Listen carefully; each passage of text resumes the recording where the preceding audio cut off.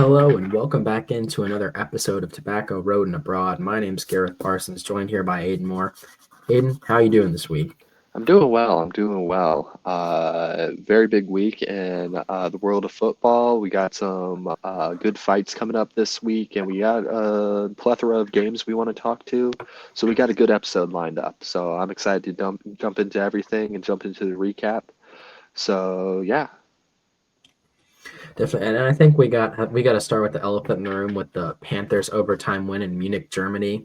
I will hell say, yeah. unlike what we predicted, that game did deliver in terms of entertainment value. hmm Overtime, Panthers being up 10-0, Giants coming back, Panthers scoring, Giants scoring, and then the second play of overtime, the Giants running back fumbles the ball on his own end of the field. The Panthers essentially run it just to kind of run down the clock, kind of because with the new overtime rules, each team's guaranteed a possession unless a touchdown scored. hmm So after the fumble, the Panthers were essentially trying to run out as much of the clock just in case they missed the kick.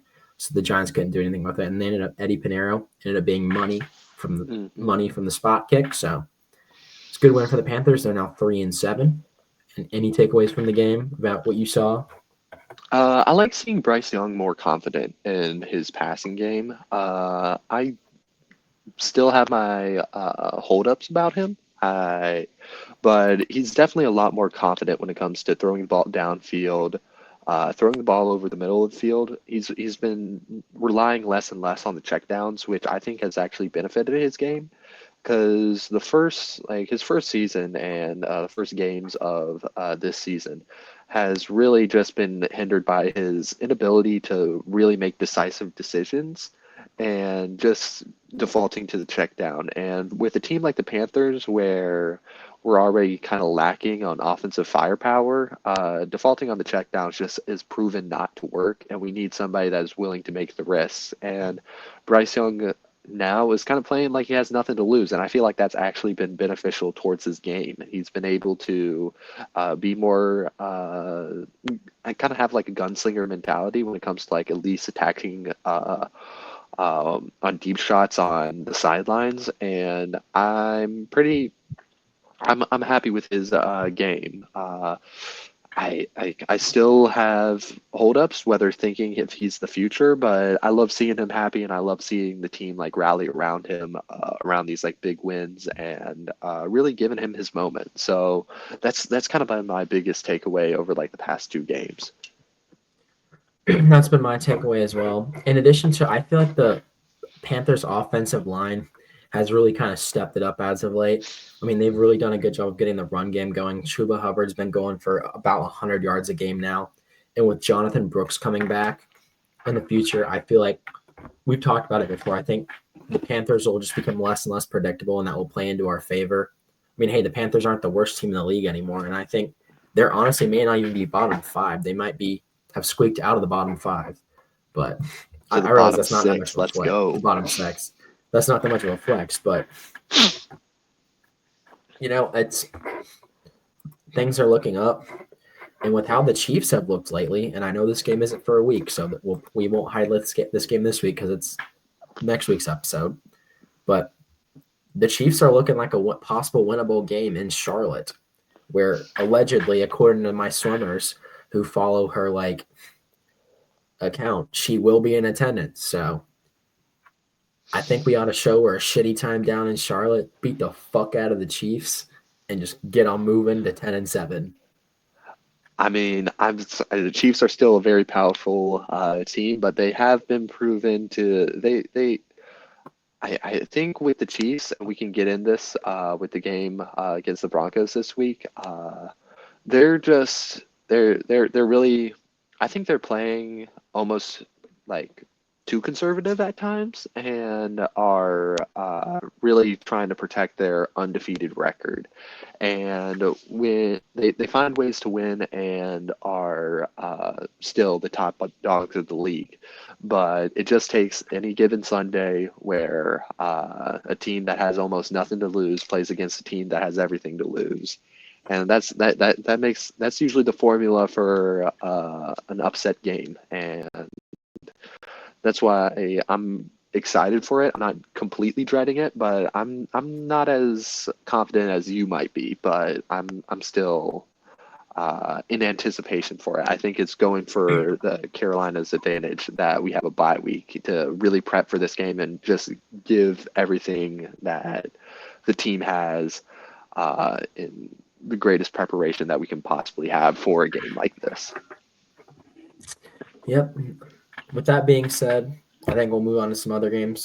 I mean, not much. I know we said that game did have some entertainment value, but not a lot happened. I will say the defense did force some turnovers, which is not something we've seen a lot of this year. And we really limited the explosive plays, which, again, defense has not been great with. So it's good seeing that. I know last week we already touched on the Bengals-Ravens game. That was crazy. I mean, the only thing I will say about this game this week is it's kind of hard to watch a guy like Joe Burrow do everything right and still lose. And I know people are saying, oh, football is a team sport. You usually don't see a quarterback lose when he goes 34 of 50 for 430 yards and 4 touchdowns and no interceptions. You usually don't see a guy lose when he does that, or when Jamar Chase has 260 receiving yards for 3 touchdowns. You usually don't see that, but again, the Bengals are sitting at 4-6 right now, so you never know. One game, obviously, I think we'll just jump into the Chiefs game because we had mentioned that. Like you said, the Chiefs are playing pretty conservative comparatively. In years past, they've been pretty they've played a lot more explosively. They've balled out a lot more. They've just kind of really gone for it. Just kind of like a would throw caution to the wind with that verticals offense that they used to run.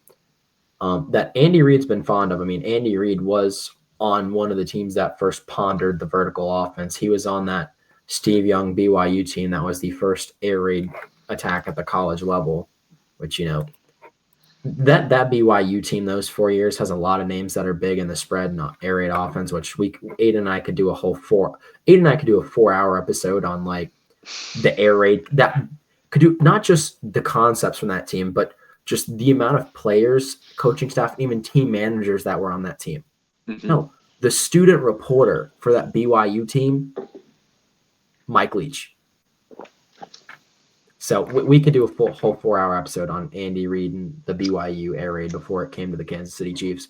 But like you said, looking at the stats here, you can kind of see the conservativeness that we've seen this year. I mean, Mahomes was 28 of 42 for 266 yards and 1 touchdown. Usually when a quarterback is 28 of 42, he has a lot more than 266 yards. Kareem Hunt led the rushing attack for the Chiefs, and he only had 35 yards on 14 carries. And then he also led receiving yards. The Chiefs didn't have anyone over 65 receiving yards.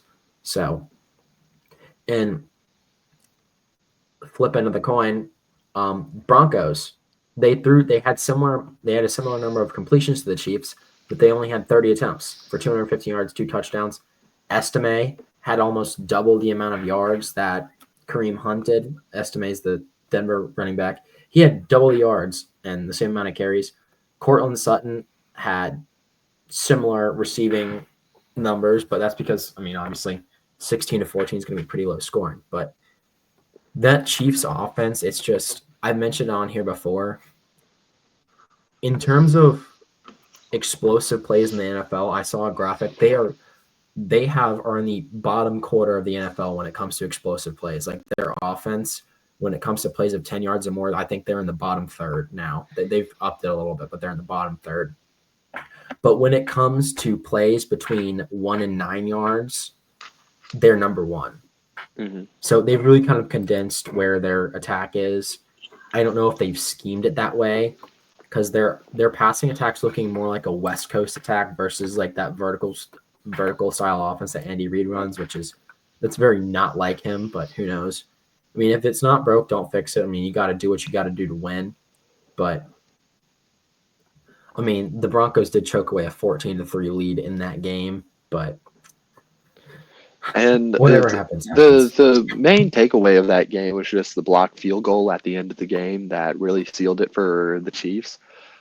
Just proving that Kansas City will always find a way to win, and you can't remain complacent in the aspects of like special teams. Those are where if you're not on 100% against the Chiefs, that's just going to be something that's going to really bite you. But another statistic that I think is very valuable in bringing up is time of possession. Kansas City against the Broncos won the game when it comes to time of possession, holding the ball almost for like a solid like almost 10 minutes longer than actually not my I'm sorry, looking at the statistics it was more like 7 minutes, but Kansas City really is priding themselves on time of possession, I feel like, this year, and I feel like that's their key to like success. They just try to keep the ball in the offense. They know that they're proficient in their short to medium yard plays, and that's what's going to get them the win at the end of the day. And also sometimes a little bit of that luck, that end of game magic that the Chiefs are known to have, that almost Disney Channel magic, as I've been coining it. They had it against the Buccaneers, and they had it now against the Broncos. I think if sometimes it's better to be lucky to be good, but with the Chiefs, they're great and they're lucky, so it's hard to beat them. Hard to beat them. Definitely. One game that I think, as Panthers fans, was pertinent to us is I think we'll take a look at the other NFC South games. The Falcons finally dropped a game to probably the worst, I'd say the worst team in the NFC South, the Saints. Falcons ended up losing 20-17 at the Saints. Kirk Cousins still had a pretty good day, 306 yards, although he did have the one interception and no touchdowns. Bijan Robinson had 116 yards, 2 rushing touchdowns, but, Saints were able to get it done, and that mainly came through the avenue of essentially their new breakout receiver, Marcus Valdez-Scantling. He was a solid receiver for Green Bay, solid receiver for LSU and NC State in his times at those respective schools. But he was really kind of the story here. Derek Carr was able to get him the ball. Derek Carr was 16-25 for 269 and 2 touchdowns. Kamara had 55 yards rushing, which is a little bit of a low for him. But like you said, like Aiden said, sometimes it's just you got to get it done, and it's not always pretty. And with that game, I know the Panthers are now back at the bottom of the NFC South standings based on points for. But I really don't see New Orleans winning another game the rest of the way down this. Like, I think this was just kind of a fluke game because the Falcons did outplay them in all aspects. The only game that I see the Saints could possibly win down the stretch is against the Raiders. But the rest of the games down the stretch are the Browns, Rams, Giants, Commanders, Packers, Bucks, and Raiders. I don't think they're beating the Bucks. The Bucks, while having a losing record, are a pretty formidable team. Once you say like they're not as bad as their record would suggest. They've just had a tough schedule. Would you say the same? I'd say the same. Yeah. Because right now, Atlanta leads the division at 6-4. Tampa Bay is 4-6. New Orleans is 3-7. Carolina is 3-7. That Falcons loss, the division's still in play. Absolutely. We're 1 game back from Tampa Bay, and we're 3 games back from Atlanta. If Atlanta slips up, who knows what could happen if Atlanta goes on a slide. Yeah. Because remember, the standings aren't based off of your record in division. They're based off of your overall record. So, just saying. Yeah. If the Panthers win out, unlikely, but if they win out and some quirky stuff happens, we could have a 10-7 Panthers win the NFC South and go to the playoffs. Or even with a worse record than 10-7, we could see the Panthers in the playoffs. So, who knows? Like I said, that game has huge implications for the Panthers. While it is an in-division game and that game did put the Saints above us, we're now even on record. And I feel like we have a more favorable schedule down the stretch than they do. So I want to know if you had any thoughts on the Saints-Falcons game, Aiden.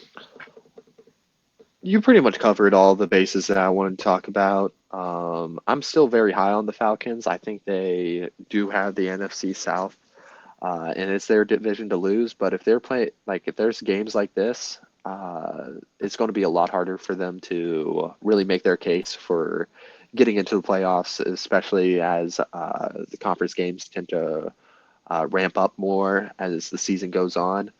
Um, but yeah, just good win for the Saints, but by extent, a good win for the Panthers, just showing that every team in the NFC South is beatable and anything can happen.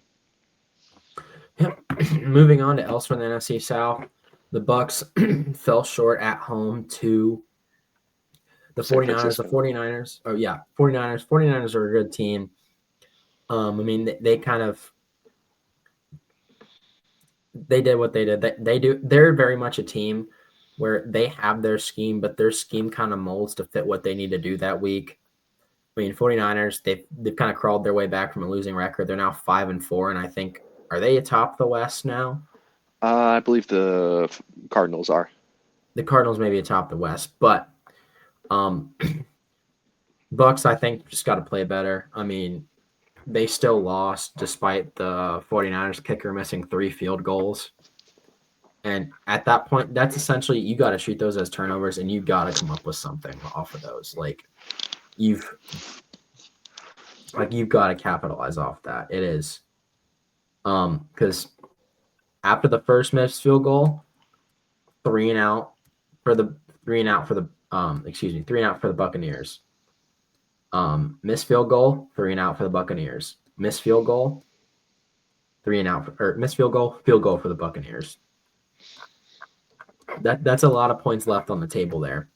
Absolutely. And I know Tampa Bay thought they had pulled even, was going to send the game to overtime, but 35 seconds was too much for Mr. Magic Brock Purdy, and they were able to get a game-winning field goal from Jake Moody.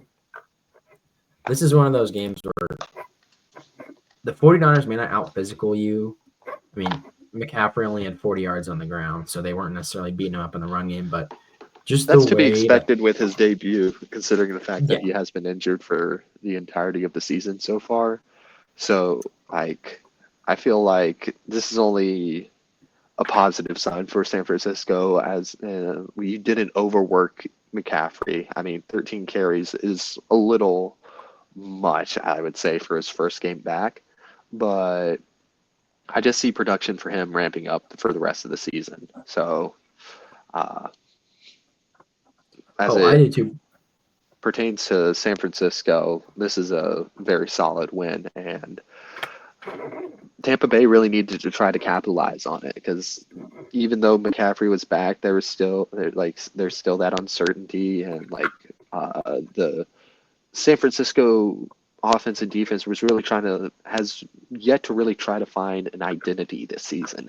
And games like this are real identity makers, and the fact that you're able to overcome adversity and come away with a win. I'd say this is a more devastating loss for Tampa Bay than a positive win for San Francisco, but you can't undermine the fact that at just have the mentality of having McCaffrey back is going to do tenfold for the San Francisco confidence and perception of how the rest of the season's going to go.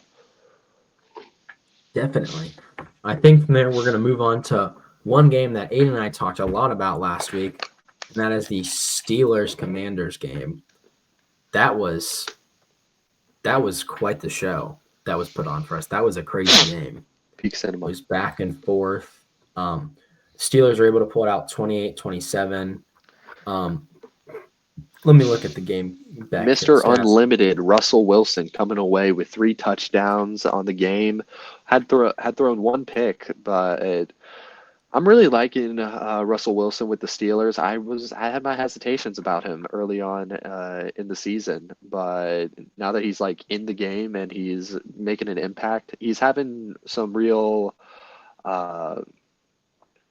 pivotal moments. One play that I really want to highlight that I think just highlights the experience of a Steelers offense and the inexperience of the Commanders is there was a hard count that Russell Wilson was able to sell, which got the defense of the Commanders off sides. That was just a good heads-up play by the Steelers, remaining disciplined and just exploiting some of the more youthful aspects of the Commanders. And I feel like that's going to be really pivotal, like later on in the season. I believe the Commanders have what it takes to make a deep run at the playoffs. But if they want to really make it to the Super Bowl and potentially also win the East, I'd say they're going to have to really ramp down on like having the experienced players guide the inexperienced players. Have really try to create a culture, because I feel like mistakes like that are the things that are going to be detrimental to the Commanders' long run. Because falling for a hard count. Now, I'm not saying they're stupid, but that's something at the college level that you've seen defenses get a lot better about this year, at least from what I've seen. When I've seen teams try and draw teams off sides with a hard count, either 3rd and 1 or 4th and 1, they stand strong. Now, at some point, I do think teams are going to take advantage of that. They're going to line up and run a play when you think they're not going to. But for now, that's working. And I do think the Commanders, despite this loss at home, I still think I still think the East is their division to lose. But like you said, I think there's just some. I was looking at what their coaches said in the press conference, and he just said, I still think we're a really good team. There's just, if we want to go far in the playoffs, we just got to clean up the small mistakes that isolated you. They don't seem like a big deal, but when you add them all up, it's in games like this, we hung neck and neck with the Steelers, but it was like that death by 1,000 cuts. It was that 5-yard offsides penalty on the hard count here, a missed assignment there. And that really is like, football is a game of inches. That is like, that stuff can be the difference between a win and a loss. Absolutely. Not going to go into much detail about this game unless you want to, Aiden. Eagles Cowboys, that was just an absolute ass beating. We both predicted that. I mean, we did say there was potential that the Eagles do sometimes play down to the level of their competition, but the Eagles just kind of beat the shit out of them here, 34-6. I mean, Jalen Hurts 14-20, 202 for 2 yards. Barkley had 66 yards on the ground. AJ Brown had 109 yards and 5 receptions. And then the Cowboys really couldn't do anything. They're without Dak now. I think Cooper Rush had an awful game. He was 13 of 23 for 45 yards. Like, Dowdle had 53 yards on the ground. Ferguson led the way with 24 yards receiving. Like, they really did not do much on offense. Cowboys had a total yards, and yes, this includes kick returns, punt returns, rushing, just whatever. Their all-purpose yards was 146. I don't think I've ever seen a team counting, return yards at 146. Usually when you add return and punt return yards, even if the offense is still under 100 yards total, it usually brings them up to at least 200. I would say that is like unprecedented. This Cowboys team is one of the worst we will see ever, I think. Probably. And my hearts go out to the Yankees fans out there. I know you lost the World Series and your football team's losing right now, but hey, the Lakers look like they might have a shot at something. So Alabama's still in the playoff, though. Yeah, Alabama is still in the playoff hunt. So heads up, Cowboys fans, you still got a lot to look forward to. Moving on, one game I'd like to highlight that was absolutely crazy, in my opinion, was the Sunday night game between the Texans and the Lions. I'm glad you're talking about this. I wanted to bring this up too. For the first time since 1955, a team that had a quarterback that threw 5 interceptions won a game. Jared Goff has been Mr. Perfect all season. Games where he's going 18 for 18 for 3 touchdowns. 18 for 20, 19 for 20, 27 of 30. Bro was 15 of 30, 240 yards, 2 touchdowns, and 5 interceptions. That's a real man statistic right there. Let me tell you something right there. He was able to overcome adversity, and sometimes I feel like we over highlight interceptions a little bit too much. But damn, 5 interceptions. I'm going to be wanting to sit on the bench if I'm in that situation. Like, hey, take me out. This ain't my game. But Jared Goff somehow bringing in the clutch. The Texans just fell apart in the second half. I don't know how to explain this. They didn't score a single point in the second half. And Lions were able to keep their composure and just crawl their way back, scoring just enough to win the game. Like, nothing more to say. Like, this is a devastating loss for the Texans, in my opinion. Yeah, I will say, I was watching the game. 2 or 3 of those weren't necessarily his fault. It's the receiver bobbled the pass, and it just kind of got taken away from him, or it hit the receiver in the hands, and the ball popped up. Now, I realize there's some people in the school of thought in the NFL that were like, if you don't put it perfectly on the receiver's hands, you're not an NFL quarterback. If you're not able to throw it perfectly into their hands without them dropping it, you're not a quarterback. I don't think that's ever been the case. I don't think that's ever been the case. Yeah. Like, yeah, hit him in the chest, but you got to hit him so far out on the fingers, and it's got to hit the hand at just the right. I saw people saying stuff about the game like that. Quarterbacks are good, but I don't think they could pin a fly on a wall from like 50 yards away. Like, they don't need that type of accuracy. They could probably see the fly, hit the fly, but they're not gonna like just graze it so it pins it against the wall. Like, no. By its wings. By its wings, yes. But like you said, I mean, that the Texans had that game in hand. That's embarrassing. It was 23-7, and the Lions scored 16 unanswered points to finish the game. Yep. Actually, 19. My bad. Sorry, I cannot do math. Yeah. 19. Only other game that really, I mean, is there any other games you want to highlight? I mean, I feel like outside of those, there wasn't really an eventful week. I mean, I know the Bills were able to pull one out. Josh Allen has been pretty good with his turnovers this year. I know people have been making memes about him being a turnover machine in seasons past. I mean, Allen had 2 interceptions, but those games are going to happen. But Bills are able to pull it out against the Colts. Shout out the Patriots for beating the Bears. Drake May leading his team to victory. 1 touchdown on the game. Greatest rookie quarterback this year. No sarcasm. No sarcasm. Not even with Jaden Daniels. But I will say, something's going on with this Bears team. This Bears team went from everyone's like, oh, they're going to win no games. And then they had a winning record, and everyone's like, damn, this Bears team could be something. But ever since that Hail Mary, this Bears team, just something wrong with them. Yep. Like, I think that Hail Mary that they let up to the Commanders, just that something happened with the team morale that it's just not there. Because this is not the team we saw. I mean, 3 points with Caleb Williams at quarterback, you've got to be doing something wrong. Roma Odunze out wide. You really got to be fucking something up. Mm-hmm. Those are two. Now, granted, I realize they're both rookies, but those are 2 of the most dynamic players from college last year. Yeah. Only other game where I'll say something unless you want to. That Dolphins game, Tua, what the fuck? You throw an interception. Okay, you're a quarterback. That happens. You go to tackle the guy, but you tackle him head first at his knees, and you get kneed in the side of the head. Buddy. He got asked about it in a post-game speech, and you know what he said? What? I knew what I was doing, and I wouldn't do anything any different.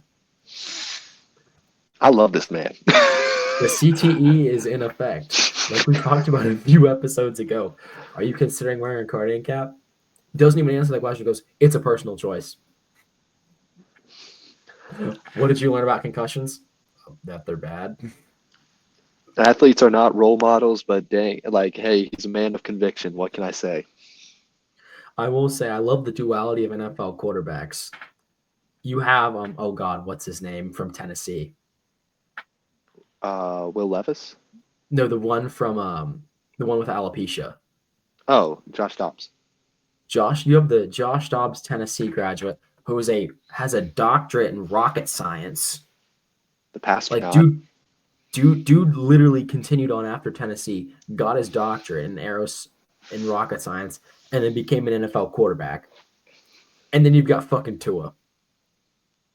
you've got a dude that could shoot a rocket off tomorrow if he wanted to. And you've got another one who probably thinks he can, like, those cartoons where they get mad and their head pops off like a rocket. He probably thinks he could do that tomorrow because the CG is so bad. Nah, but pray for Tua's safety, man, because he's obviously not praying for it for himself. Jesus Christ. But anyway, going on to week 11.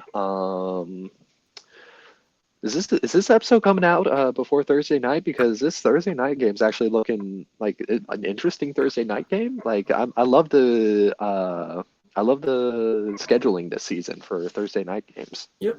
Oh, it should be out. So Thursday night we get, what's it? Commanders Eagles. Yeah, Commanders Eagles. I'm really excited for this game. Is that the Eagles? I think I wanted Jaden Daniels to have a big breakout game this game. Last against Pittsburgh, he played good, but he didn't play great. There was no touchdowns, but he didn't make any mistakes. I think I'm predicting him to really show out against the Eagles. The Eagles have been consistently sometimes not showing up to games where they should win, but like for this one, I'm just excited to see. I'm excited to see an Eagles team going full speed, and I'm excited to see Commanders responding. And this is really going to help dictate like where the direction of the NFC East is going. And I'm just excited to see it. I got the Commanders in this game, but I don't know what your takeaway is. Yeah, I know the line's at Philly, but I'm not going to agree with you. I think the Commanders just are overall the better team. The Eagles, I will say, have more experience and more talent, but just they're the Eagles. Like, we've seen them play down to competition level. I mean, they only beat the Browns 20-16. They struggled with Jacksonville, like especially these road games. I mean, that Cleveland game was at home, but home game against Jacksonville, they struggled. It's just with this being a road game, or no, it's a home game. Sorry. I mean, even with it being a home game, they've struggled at home, and I just think while the Eagles do have the offensive firepower, I just think the Commanders are too explosive and play too fast that they're going to have trouble keeping up. Like, the Eagles offense, the only thing about it that's predicated on speed is the fact that their running back's fast, and that's about it.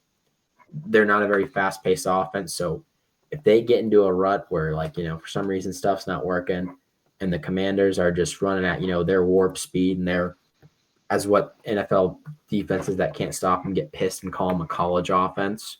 But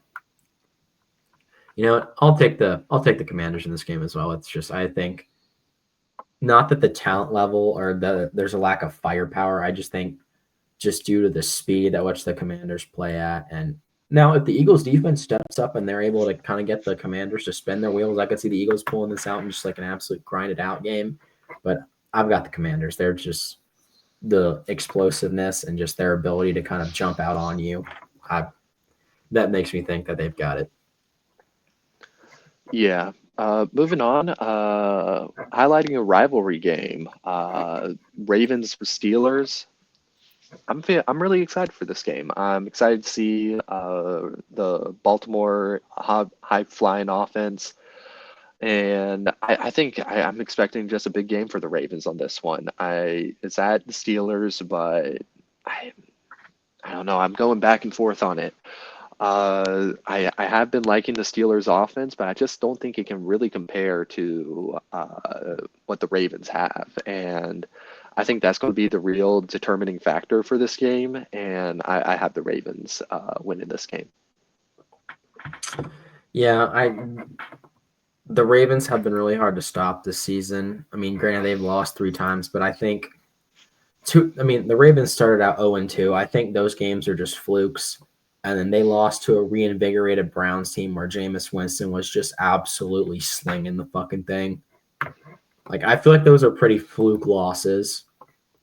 And it wasn't for a lack of points in those games. Like, they were putting out.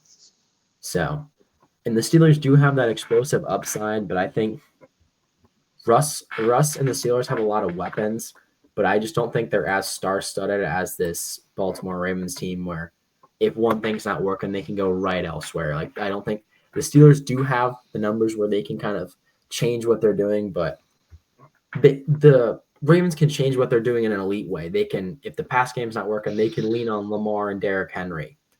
If the running game's not working, they've got Zay Flowers out wide who can make circus catches or have large yard after catch runs.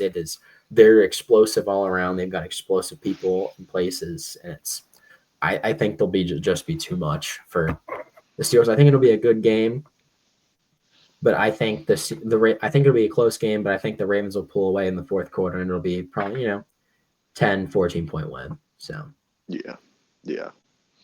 Moving on to the Chiefs and the Bills. This is another marquee matchup. The Bills really, I feel like they have a lot to prove in this game. They're just notions that the Kansas City Chiefs own them. I think Buffalo's definitely going to be playing with a chip on their shoulder this game, and it's a definitely watch out game. And I hesitate to call it a watch out game because Kansas City is undefeated and Buffalo is one of the top teams in the league, so everyone knows about this game.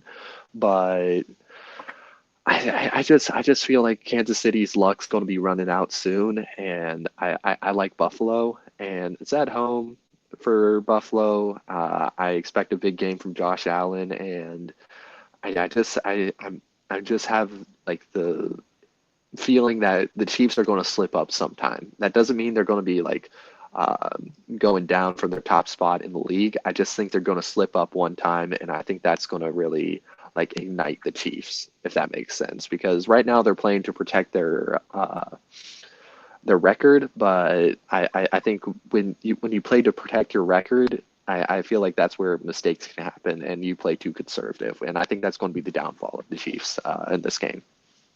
I do. I think the Bills will get them here. I just think the Chiefs do have one of the best off defenses in the NFL right now. But like this Bills offense is very similar to that Ravens offense where it's like they've got stars everywhere. They've got people who can beat you on the ground. Josh Allen can thread the needle and just absolutely shred you, or he can take off and run and bulldoze you over. Despite that big frame and the notion of him as a pocket passer, he can get up and move. He's pretty quick. You can go back and watch his college highlights. Dude could run. He can even run now, and he will level defenders with how big he is. He's just. I heard the NFL commentator describe him as country strong. He's big ass dude from Wyoming. Grew up in Wyoming. He's just big ass redneck from Wyoming. So fits very well in with the Bills. Kind of who the Bills are. This next game, I'm surprised this game wasn't flip-flopped with the Chiefs-Bills. I thought the Chiefs-Bills would have been the headlining primetime game. But this game's got the primetime slot on NBC. It's Bengals-Chargers. I think this will be a good matchup. You've got Justin Herbert, coached by Harbaugh, and you've got Joe Burrow duking it out. Two arguably of the best quarterbacks in the last couple of years. I know, Herbert's not exactly lighting it up on the stat sheet, because the Chargers, I think for the first time in their history, are a run-first team. I don't think that's ever happened. The Chargers have always been known for this explosive, deep passing game. And I think Herbert leads the NFL with the least amount of interceptions. Herbert only has one. Granted, they've only let him throw the ball 241 times. Justin Herbert has less attempts than Burrow has completions. Like, Burrow's 246 of 358 on the year. Herbert is 159 for 241. They've let Herbert throw the ball 241 times. There are college teams that throw the ball more in 3 games. Yep. But, hey, no shade to them. They've got what's working. The Chargers are 6-3. I think this is the first time they've had a record this good in years. But I think this is similar to the Commanders. I think that the Bengals offense is just too explosive. I'm not saying that the Chargers can't have an explosive offense because Herbert can sling the rock. But I just think with their play call and how conservative they like to keep it, I just think the Bengals are going to run away with this one. I do think Harbaugh will try and control the clock. And I do think that's where the Chargers may get them, is in time of possession and these long, drawn-out drives, and then just hope their defense can hold and force a punt here and there. But I just think Joe Burrow, Jamar Chase, Brown in the run game, I just think this Bengals offense is just too good. And I know this offense doesn't win championships, but, I think the Bengals are probably the best 4-6 team we'll ever see in the league because their losses are close and brutal. Mm-hmm. Like, if I'm being honest, they are. I don't want to liken it to Nebraska a few years ago where they lost by an average margin of like 4 points a game, because that's just basically torture right there. Yeah. But it's a very similar manner to that, where it's like everything goes right except for the defense was terrible that day. Burrow has 4 INTs on the year and 5 turnovers total. He's doing everything he can. He's got 24 passing touchdowns, 2,600 yards. Like, he's doing everything he can. Now, one thing that is of note, the Cincinnati Bengals are getting some key pieces on defense back for this game.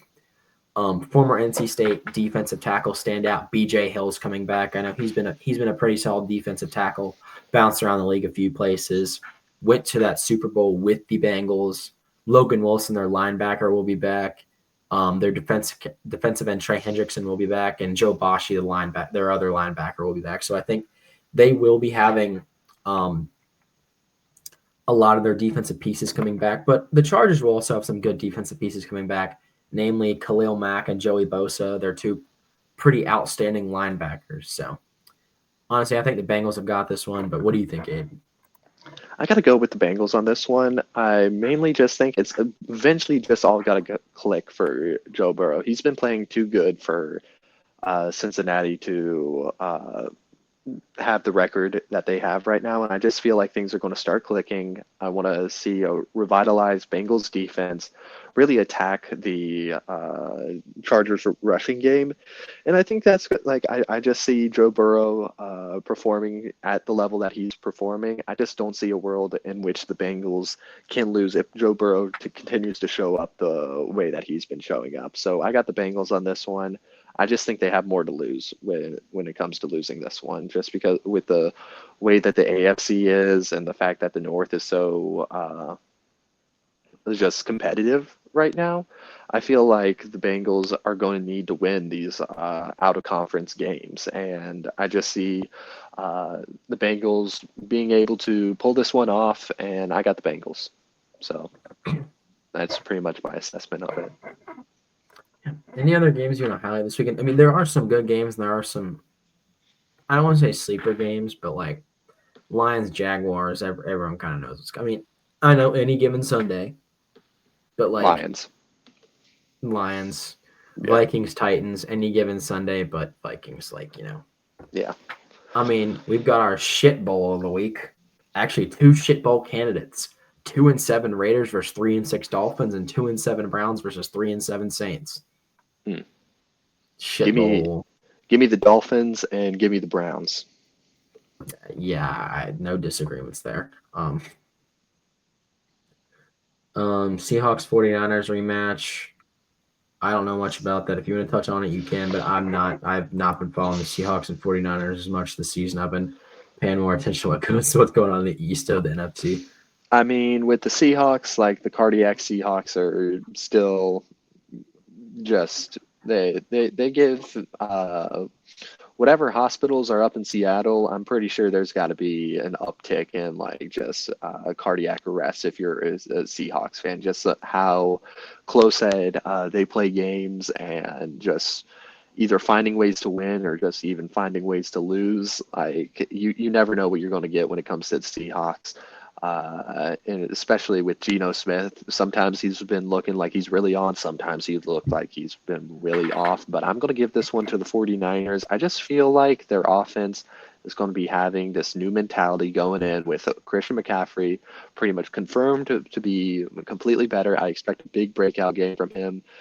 Last game, he just limited usage and limited production. I feel like that's just the best way to go about when you're a star athlete has been recovering from an injury that you thought he was going to out for most the entirety of the season.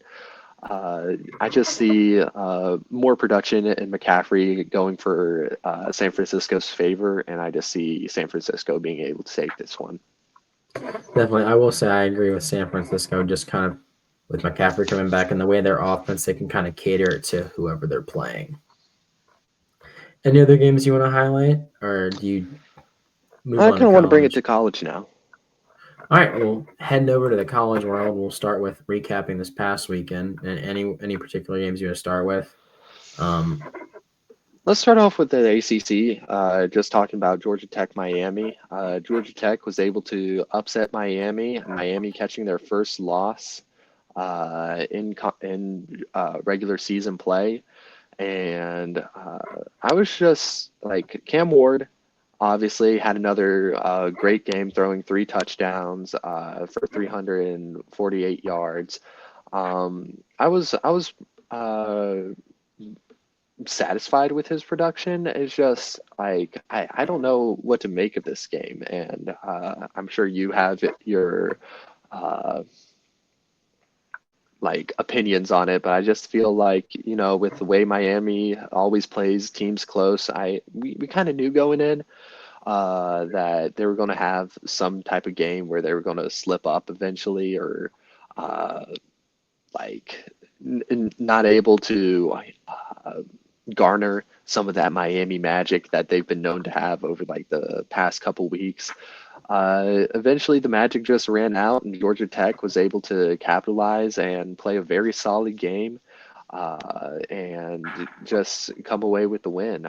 Georgia Tech, I feel like where they really shined was just time of possession. They were able to keep the ball away from Miami in pivotal moments, which really put them in awkward positions. I think I look back, there was a pivotal fumble by Cam Ward that really sealed the game.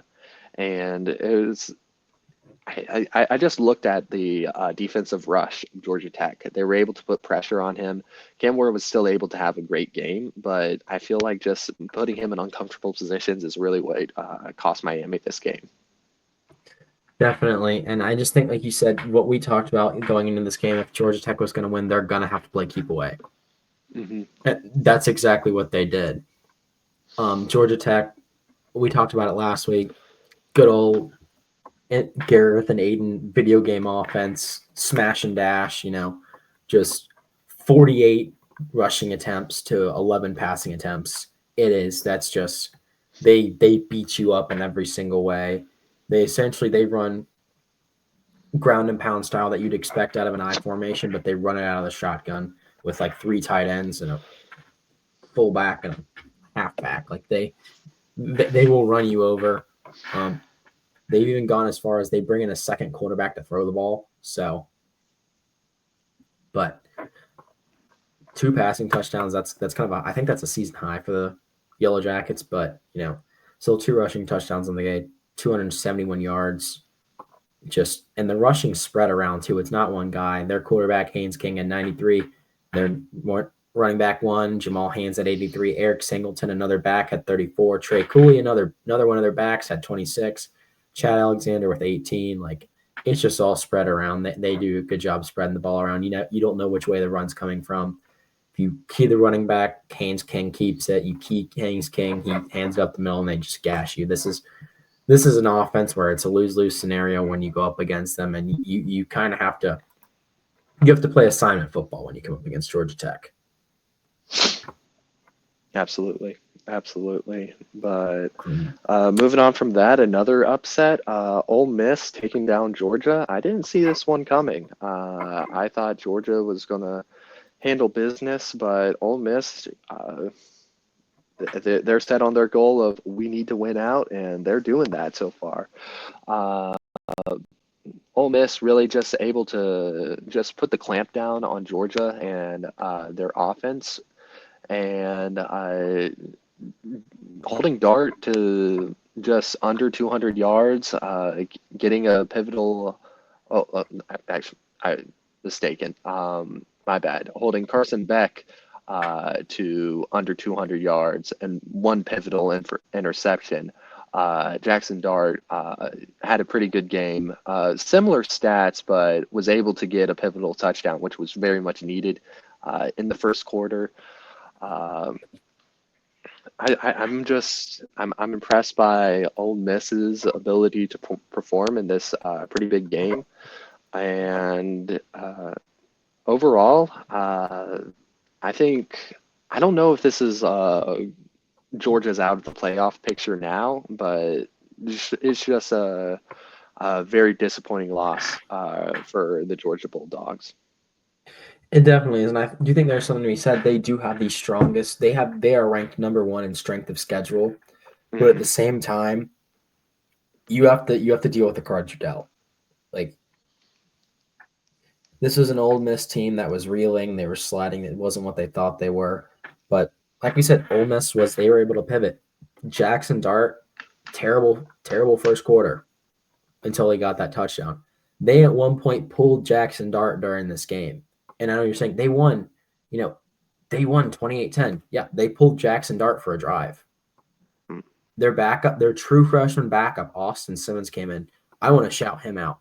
Austin Simmons came in, went 5 for 6 for 64 yards, averaging 10.7 yards per attempt. That's nerve.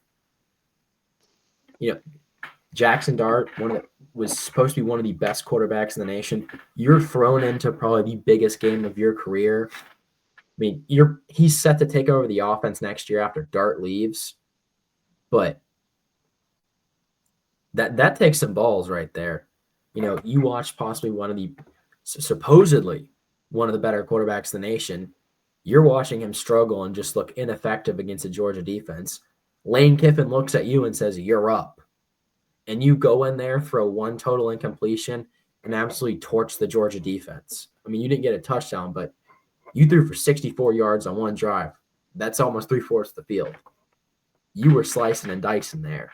So I just figured, I think while he didn't contribute a lot in terms of the scoreboard, I think he's kind of the unsung hero where he kind of was able to right the offense back in the correct direction after they struggled early. I think he's kind of the unsung hero of that victory for them. Yeah, and I wanted to recorrect a statement that I did make. Jackson Dart's touchdown did not come in the first quarter. That touchdown was a rushing touchdown in which Jackson Dart led it. But the offensive production did kind of falter a little bit, just being held to field goals for the rest of the half. But Jackson Dart, when he did drive in the third quarter, that was when he scored his touchdown. So just getting my facts correct on that one. All good. Moving on. Other games around. Let me hit the back button here to look at the slate of games. Another big one I'll touch on is Texas bounced back after Texas's loss against Georgia. They've looked kind of shaky at best at times, but Texas didn't mess around. I mean, Florida got 17 points in garbage time, but Quinn Ewers made a statement in this game. He went 19 of 27 for 333 yards and 5 touchdowns. I think that's his way of saying he wasn't done this season and that Texas still has a lot of work to do. And that despite the Georgia game, they are still a contender for the SEC and the national championship. Yeah, just very solid win for Texas. Handled business. Florida usually does play top teams close, so I was expecting this game to be a lot closer, but just absolutely takes care of business in the first half. It was over pretty much at the start of the game. Quinn Ewers able to throw 5 touchdowns on this game. Big win for Texas and just real good morale booster with the weeks to come. I'm still very excited for the end of the season where Texas plays Texas A&M. I'm excited to see how that goes. It's going to be a pretty good game, but Just moving on to like other notable games. Indiana keeps it going, uh, able to hold off Michigan 20-15. Indiana just keeps winning.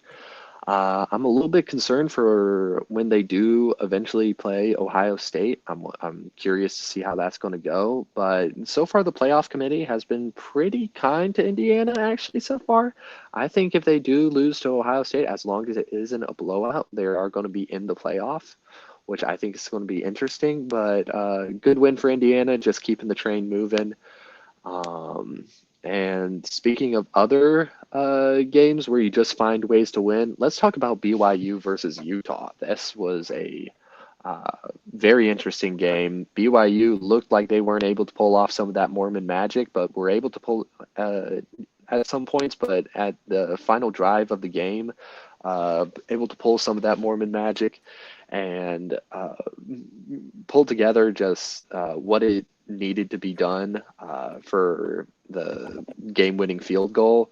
A little bit of controversy when it comes to just like I think there were some calls that maybe shouldn't have gone BYU's way that did go BYU's way, but hey, BYU found a way to win and just finding a way to keep the train moving. Definitely. I watched that game, and it's after that one controversial holding call from one angle, it looks like holding, the other angle it doesn't. So it's not sure what the right call is there, but there are definitely some calls they got that were a little generous. But throughout the season, when are you not? Every team gets calls that go their way that probably shouldn't at some point during the season. So nothing really to complain about there. Other games to look at: Alabama, LSU. This game wasn't even close. If you just look at the stat sheet, you'd be pretty confused. LSU's quarterback was the leading passer with 239 yards, and you're like, well, how did Alabama get all those points? Alabama's quarterback, Jalen Milroe, had 12 carries for 185 yards and 4 touchdowns. I think he threw for maybe 115 and 1 touchdown, but it's he can really do it all for that offense. And LSU really keyed in on his passing ability and just kind of dropped back. And how they took advantage of that is 2 of his touchdowns on back-to-back drives were quarterback draws. And that's just what got it done. And then from there, he just uses athleticism to kind of weave his way down the field and kind of dance between defenders. And that's essentially how Alabama rode themselves to victory. Just those 12 carries from Milroe were pretty much the difference. And LSU, absolutely. I think LSU is starting to run into some issues with Brian Kelly. I think they've kind of reached his ceiling. I think his ceiling at LSU is kind of that 9-3, 8-4 mark, maybe 10-2. I think they've kind of reached their ceiling with him. Not saying he's not capable of winning more games, but I think his ceiling at LSU has been reached with 9-3. What about you? I think he's kind of running into the same problems that he has with Notre Dame, where he just kind of always seems to not be able to win some of these more pivotal games that need to be won. I question some of the morale around like the coaching staff in LSU, and they have the talent there. They have all the weapons, the intangibles, everything that you need to make a playoff run, but I don't see them making the playoffs. And there's going to be more questions this offseason, I feel like. I don't think Brian Kelly is going to be losing his job anytime soon, but I do think that he, like, at the end of this season, he may be entering the hot seat. Definitely. I think if he goes 9, there's a chance they could go worse than 9-3. Let me look at LSU's schedule. I want to check the remaining games. LSU has Florida, Vanderbilt, and Oklahoma, so I think they win out, and go 9-3. But if he slips to 8-4 and he has another 9-3 season next year, I think he could be in some hot water. Possibly, he'll definitely be on the hot seat after this year. But I think he could be without a job come next December if they don't have either a playoff appearance or a better record than 9-3. Yeah. Now, elsewhere around the college football world this weekend, Iowa State continues their slide, losing 45-36 to Kansas. This Kansas team sucks. Like, this is not a good look for Iowa State. They're not bad. They've got definitely a lot of talent at quarterback with Jalen Daniels, I not feel Jaden. well with Kansas. We're seeing a lot what like happened with Nebraska. In my opinion, they've lost a bunch of close games. They lost a close game against Illinois. Illinois turned out to be pretty good. They lost a close game against UNLV. UNLV turned out to be pretty good. Lost a close game against West Virginia. That I would like a little bit more that's a little bit more questionable. TCU was also a pretty bad game, but Arizona State only lost by 4 points. Kansas State only lost by 2 points. A lot of their games are just very much decided either by a field goal or like just a touchdown. Like I think this like loss to Kansas is more forgivable, but this Yeah. Kansas team's pretty good. But if you're Iowa State, which was a playoff caliber team just like a week ago, this is definitely a very questionable loss, especially like given the fact that uh, it looked like Kansas was running away with this game at halftime. Like it did not look good at halftime at all. But Iowa State was just able to kind of crawl it back to make the score look a little bit better. But I gotta say, I'm not impressed with Iowa State right now. Neither am I. I initially when they had these close games early in the season, I just thought, good teams find a way to win. Like it's not always pretty, but good teams find a way to win. And I think sometimes we overstate how good teams need to be. We think that usually like these top 10 teams need to be blowing teams out week in and week out. And I think we've been spoiled with teams like, the Patriots or like the Chiefs. I mean, not this year, but like, or just Alabama. We've been spoiled because not every season, like before this Alabama dynasty, sometimes the number Alabama and Georgia dynasty, sometimes the number one teams, they just knew how to win. I mean, they'd blow certain teams out. Yeah, they're the number one team in the nation, but some teams they just knew how to win. Like, I mean, they're not winning by one possession every week. Like, they'll win like 14 here, maybe blow out one team by 21 one week, some games by 10. Like, I think we've really been kind of spoiled with Alabama and Georgia, where it's like there are years where they just absolutely fucking spank everyone 12 games a year. So who knows? Another game I'll highlight: Pittsburgh drops a game at home to Virginia. And this is a Virginia team where I can't really get a read on them. I can't tell if they're ass or if they're really good.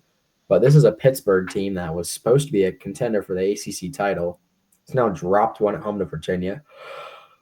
Pittsburgh only scoring 6 points only scoring 6 points in the second half.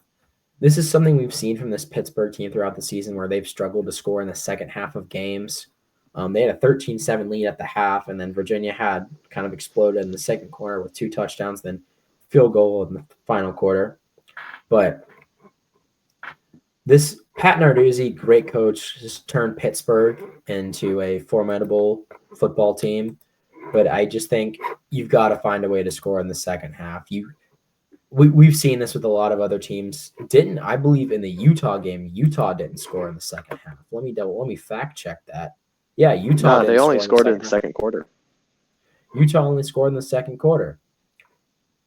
I know you're not going to win football games if you only score in the first half. Like it's just unless you've got some elite defense, you're gonna need to score in the second half to win. Like that's just it. Like there's no ifs, ands, or buts about it. If you can't score in the second half, let alone, I mean, even it's only 6 points, but still, that's only 6 points in the second half. Like you've got to find a way to get it done.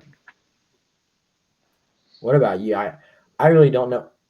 ACC, I'm kind of lost on who's good and who's not at this point. I feel like this has been kind of akin to an ACC basketball season. Everyone's just kind of beating up on everyone at this point, outside of SMU. Yeah, absolutely. My perception on Virginia, I feel like is a very solid team. I feel like they like had some bad losses, mainly against like UNC, but Pittsburgh I was more high on. Like I thought like maybe the SMU game was a little bit of a not a fluke in the fact that SMU didn't deserve to win, but in a fluke as in like Pitt just didn't show up that day. But I feel like they've just been sliding ever since that game, and they really need to recalibrate and like find their identity again. Yeah, and this was a Pittsburgh team that was really good. I mean, they destroyed Syracuse, and Syracuse is supposed to be an ACC contender this year. Like Eli Holstein was going off that game. Their defense is popping off, but like you said, they've really got to refine themselves. They're looking rough. Elsewhere, I guess we'll go to the elephant in the room now. I mean, Carolina didn't play this week. I know they had a bye, right? Yeah. So State's game against Duke, I think we played well. For what was supposed to happen, I think NC State did play well. Statistically, I mean, statistics don't determine who wins, but if I were to cover up the score and would have Aiden look at the statistics, you would probably say NC State won the game. I mean, I'll just let you know I'll just go through them real quick. Just let me know what you think. I mean, we'll get more of a deeper dive. Duke rushing yards 31. Turnovers 2. Duke had 2 turnovers. Now we're going to get to the fun ones. Third down conversions. Duke 0. 0 for 9 on third down. 31 rushing yards on 27 attempts. 7 penalties for 80 yards. And they lost the time of possession. And we're 50% in the red zone, where NC State was 100. That sounds like NC State would win that game, right? Yes. But NC State ends up losing by 10. In my opinion, this boils down to Robert Anice. He tends to be pretty conservative.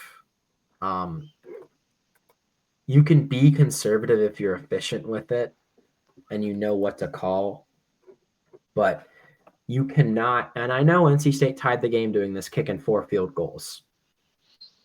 But if Duke does not score for almost a quarter and a half, and you are 1st and goal, 4th and goal, and you know their offense has not been doing shit all day, their offense is doing fuck all. At what point do you roll the fucking dice and say, no, we're going for this? And I get you want to ensure you come out with points. It's looking like it's going to be a low-scoring game. Like, if that was the logic. But with how this season's going and it being a rivalry game, on one of those 4 fourth downs where he kicked a field goal, you have to at least consider rolling the dice on one of those, wouldn't you say? Yes. Like, particularly if it's 4th and goal in a rivalry game, and they've done fuck all with the ball in the last quarter and a half. Yeah. Like, they've gone 3 and out 5 times in that span. Like, at some point you've got to look at yourself and be like, they haven't converted on third down. I mean, Malik Murphy threw for 250 yards, but I'd say that's pretty average for even in a loss. I'd say that's pretty average for a college quarterback. But that's my kind of overall rant. For that day, NC State came out, forced Duke to go 3 and out. Their punter, hell of a punt, downs NC State within the 5. NC State, they lose yards trying to get the ball, but they're running it. 3rd and long. CJ Bailey standing 6 yards deep in your fucking end zone. Like, if he's in the shotgun, what are you calling there? And are you say your quarterback's standing in his own end zone, and if he were in the shotgun, he's 6 yards deep. Are you getting under center and running it? What are you doing? Are you just punting on 3rd down? What are you doing?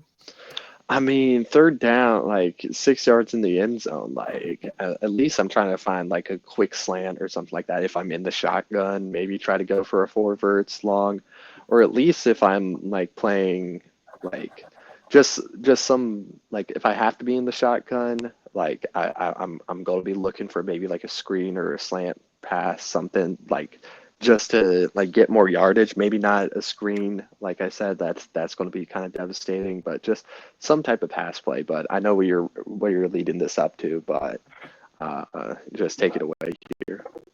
Quarterback fucking draw. If you're going to run out of your own end zone in the shotgun, it needs to be some sort of quick hitting run. It doesn't need to be something where the quarterback hesitates and then takes off. Yeah. You just, I'm hoping he was thinking that they'd over pursue trying to get to him and the lane would be opened up. But you're on your own goal line. It's 3rd and long.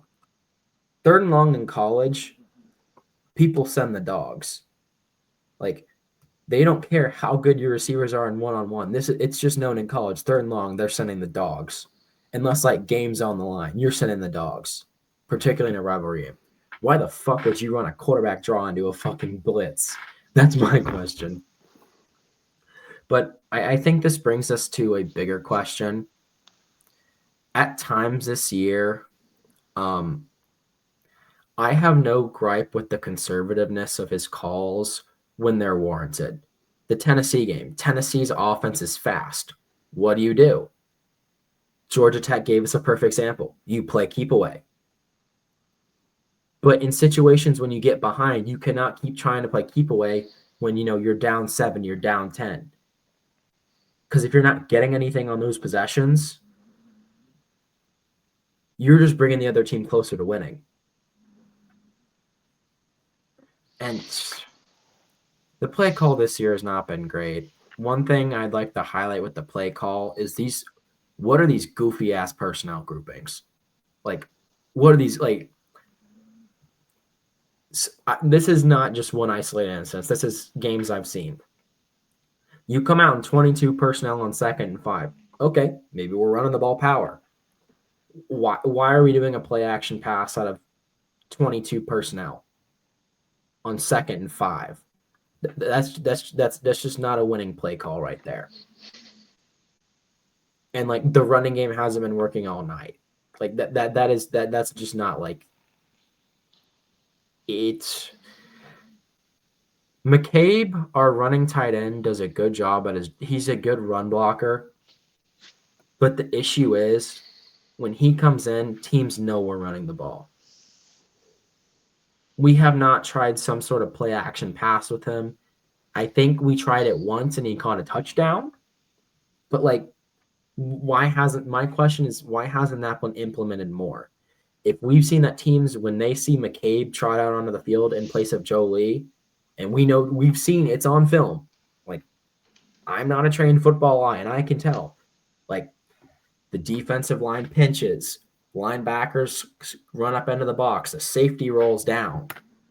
Like, at least give Bailey some play he can check to if he sees that look. And just, quick play action and just either pop it out to McCabe, because if they're keying on him like that, where they're rolling safeties into the box, pinching the line, and backers are walking up to the line and mugging it, no one's keeping track of where he's going. Like, the only way they're going to worry about him is if he's pass block or if he's run blocking. But this has been my issue with Anaya for 2 years in a row. His play calling isn't great. He's pretty conservative, and there's nothing inherently wrong with him being conservative with his play call. It's just he doesn't adjust, and we've said it here on the show millions of times. College sports, and even sports in general, but college sports, it's all about how you adjust. Because, I'll go into a little bit of depth here. In college sports, in college football, you obviously don't have the time to prepare for games that you do in the NFL. They obviously have time limits with what you can work with. So there's limited amount of time that you can have with your team. So your offense is going to be simplified. Your defense is going to be simplified. But you're going to have adjustments you can make. But when you're that simple and it's not working, you kind of have to use those adjustments. And that's not something I've seen NC State do in every game. There are times, and I know I'm not saying that Dave Doran or Robert and I doesn't care about how the team does, because I just feel like it's not a good look on my part to say that. It's not a good look on anyone's part. I mean, this is a program like those players. Obviously, I mean, I'm not questioning the players' effort. Those players play their hearts out. Like they're visually upset at the end of games like this. I'm not talking to them. But with how certain games have been played this week, not this week, but this year, I've been kind of wondering, and I know this isn't true, but there's been thoughts at certain times in the back of my head that with how certain coaching choices and decisions and play calls have really made me wonder if Robert and I and Dave Doran give a shit. Like, I'm really questioning whether they give a shit. And I'm not trying to throw him under the bus. I know he cares a lot, and he seems visually upset after a loss. But the frustrating thing for me, Dave Doran, you're in year 12 of your tenure with NC State. You're going 7-5, which, that's not great. But I wouldn't say there's anything inherently wrong with going, like, we didn't have a down year recruiting. It wasn't like I'd be okay with this if we had a better record last year, because a lot of our record last year was some idiotic play calling at times. But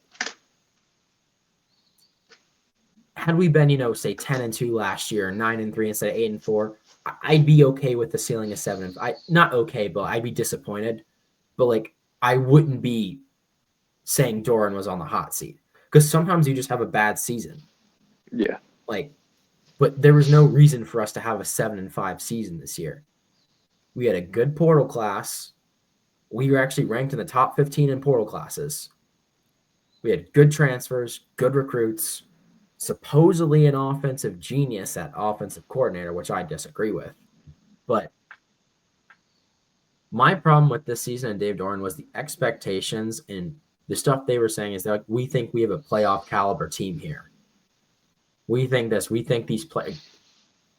That's not been apparent. It's this team. They've looked more like, and obviously in my mind, they looked like an 8-4 team. They looked like, I didn't think they were a 7-5 team, but that's our ceiling now. But in year 12, we really should not be going 7-5 with Dave Doran. That's just, and I know people always say, well, he's one of the winningest coaches in college football right now. NC State is one of the few programs that has that average, like they're one of the top programs in win averages per year. Yeah, okay, we average 8 to 9 wins a year, and I realize that's better than 80% of the teams in the country, but like, we beat who we're supposed to beat. Not always, but like, when you've got a coach for 12 years, that's going to happen. Like, yes, we've won some of the most games over the last 12 years. Dave Doran has, at least for an active coach. He's won some of the most games over the past 12 years. But when you're out of school for 12 years, you're going to do that. Like, you're going to be that school's winningest coach, which Dave Doran is. Yeah. But, if you're out of, like, you and I were talking about this off air the other day. If you're out of school for 12 years, you're likely going to be their winningest coach. Yes. Like, they're not going to keep you around for that long if you're not. Yeah. But I think there needs to be a change at the end of the season. I don't care if Doran goes 2-0 against Carolina and Georgia Tech. I don't care if he wins his first bowl game since 2017. We could drop this. This would never happen. We could drop 100 points on Carolina, and I still think his ass would need to be gone at the end of the season. That is just where I am. Like, that is just where I am right now.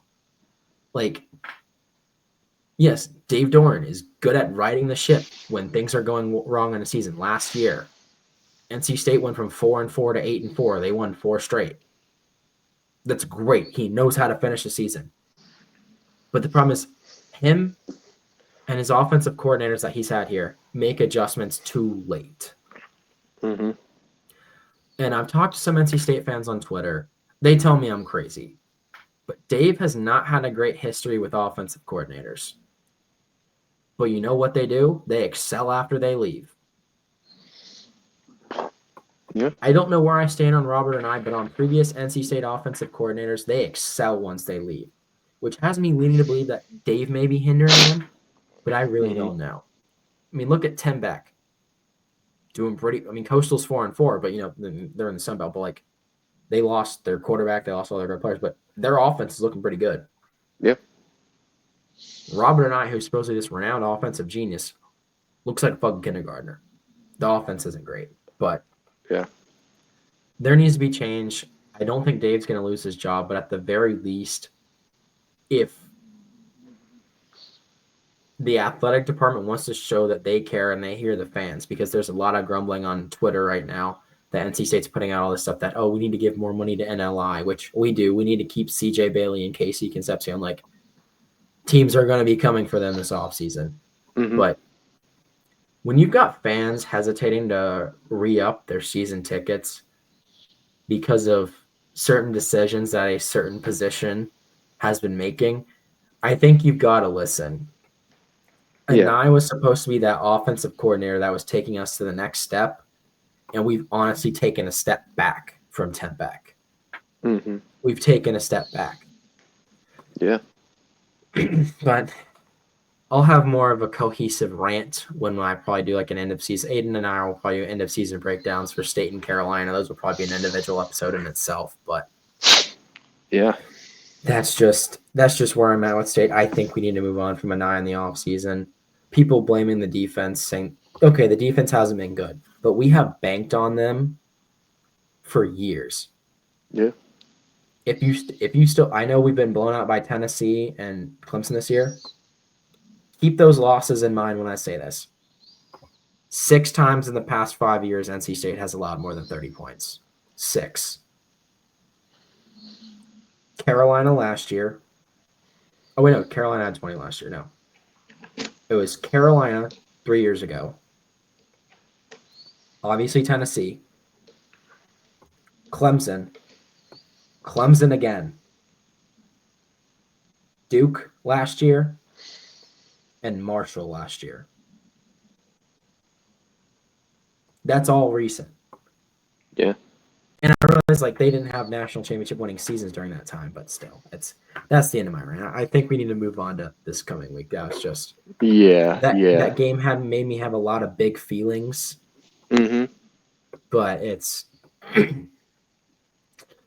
yeah, I'll have a more cohesive breakdown later. So let's move on to this coming week. And yeah, well, looking forward to UNC Wake Forest this weekend, 8 p.m. kickoff. It's going to be a prime time on the ACC network. I'm excited for this game, and I think UNC has what it takes to really kind of keep this momentum that we have going forward. We've had good wins against UVA and FSU, and I expect the rushing attack of UNC to keep on doing what it's been doing, just absolutely steamrolling competition, and just Hampton has been just an absolute dog, one of the top running backs of the league. I expect a big game from him. I'm expecting a good UNC win out of this. I just have that feeling. They're the favorite, but as of like late, sometimes like banking on UNC when they're a favorite historically this season hasn't been the best, but I've been sensing a turnaround ever since this UVA game, and I expect a big win against Wake Forest. But NC State, don't they have a bye week this week? thank fucking God. Yes. Well, in that case, let's move away. Let's move towards like some of the marquee matchups of this week, and really break them down. Just going down the list, Clemson versus Pitt. It's kind of the tale of two different 7-2 seasons.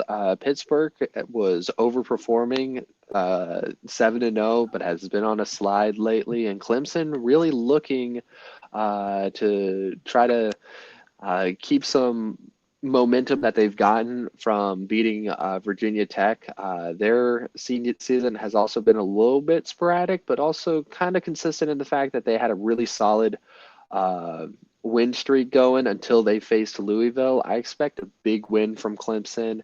I think they are going to keep like this momentum rolling, and I just see Pittsburgh keeping the slide going. Like there's nothing about them ever since SMU that has really stuck out to me, and I just think their inability to score in second halves is going to be their downfall in this game. Yeah, I agree. I just don't think Pittsburgh has the firepower to keep up with Clemson. Their defense has shown flashes here and there, but you've got to have a complete team to win games. And I just think Clemson's going to be too much to handle with the role they're on. Minus the Louisville game, they're on a pretty good roll right now. Yeah. Moving on, there's an American matchup that I really wanted to highlight just because Tulane versus Navy. Tulane has been kind of on a hot streak lately. They've been doing pretty good and kind of look like almost a dark horse for like maybe a sneak in there American bid for the playoffs. I highly doubt that will happen, but they've been that's kind of been the consensus as of late. And Navy kind of fell off a little bit after their loss against Notre Dame, just losing in a big fashion and then having a surprising loss against Rice. A lot of people are not sold on Navy anymore. They've kind of abandoned ship, dare I say, but the matchup predictor has Tulane winning this one, giving them almost like a 75% chance of victory. Navy's coming in as the underdog. I like Navy I like Navy when they're underdogs.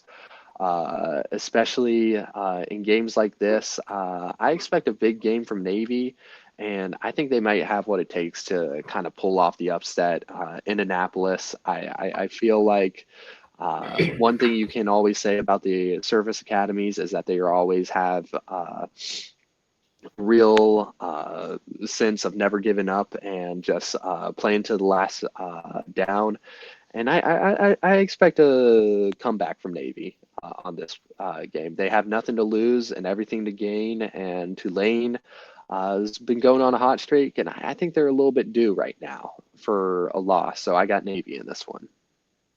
I do too. After that Rice loss last weekend, Navy had a nice bounce back win at USF, kind of putting a beat down on 28-7. So I think Navy's back well on their way. I don't think they're a playoff contender anymore. I mean, they could still very much win the American, but I doubt that would include Army losing. And for them to be a playoff contender, they would need Boise State to lose as well. So I don't see that happening anytime soon. So, but I do have Navy in this one. I think they bounce back nicely against USF on the road. So I do think that'll will be a good game, but I think Navy will definitely take that one. Yeah. Bringing it back to the ACC, SMU going up against Boston College. Boston College had a really solid game against Syracuse. Boston College, you never count them out. Could this be an upset alert? I'm calling it no. I'm sorry. I'm very confident in SMU. They're coming off a bye, and I feel like still feel like they have a lot to prove. They're just out of the college football playoff picture right now, especially with Miami losing to Georgia Tech and Miami retaining the first round bye. I think SMU is going to be playing with something to prove today, and I think SMU is really going to take it away from Boston College, and the Pony Express is going to keep on rolling, and it's going to roll to another SMU victory. Yeah, I agree. Especially Boston College, they've benched their electric quarterback Thomas Castellanos, and he's actually stepped away from football for the time being. Following being benched, he's now expressed his intent to enter the transfer portal, so they'll be playing with a backup during that game. So yeah, I definitely think SMU is going to keep continuing to roll, and I don't think they'll really meet a challenge to the ACC championship. Yeah. My upset pick of the week. I'm saying that if it happens, you heard it here first. But Florida versus LSU. Florida is coming off a pretty tough loss against Texas, but they've been known to keep it close with these big teams. LSU is going to probably I feel like there's almost this notion that their season might be over as it pertains to playoff implications. I can see it's a very real probability that LSU starts off flat against Florida, and that's how Florida's going to get them. I feel like Florida has a lot to lose. Like they're still trying to fight to get to 500. I think LSU's on upset alert this week against Florida, in my opinion. I agree, especially with DJ Lagway. I don't know if he'll be back from injury by that point, but LSU definitely does not have the defense to keep that does not have the defense that Georgia had, and Florida kept it close to that really good Georgia team. Especially this being at home in the swamp and not not a neutral site game. I definitely think Florida has a chance here. I do think Florida is overperforming for what people expected. There were people legitimately saying that they thought Florida was going to go 1-11 this season, but here they are sitting at 4-5, and that's not a good season for any SEC team by any stretch of the imagination. But I think that's good for where people thought they were going to be, and I think they might surprise us this weekend as well. Do I think they're going to win? Probably not. I do give the edge to LSU here, but I do see a world in which LSU just completely they're deflated, like their season's pretty much done. So that could very well happen. Keeping it with the SEC, we got a top 25 matchup. We got Missouri versus South Carolina. I'm interested to see how this game goes. South Carolina starting to get a little bit of respect for how they've been playing. A lot of their ranked opponents able to beat Texas A&M and beat a good Vanderbilt team. I'm going to give this one to the Gamecocks. I just feel like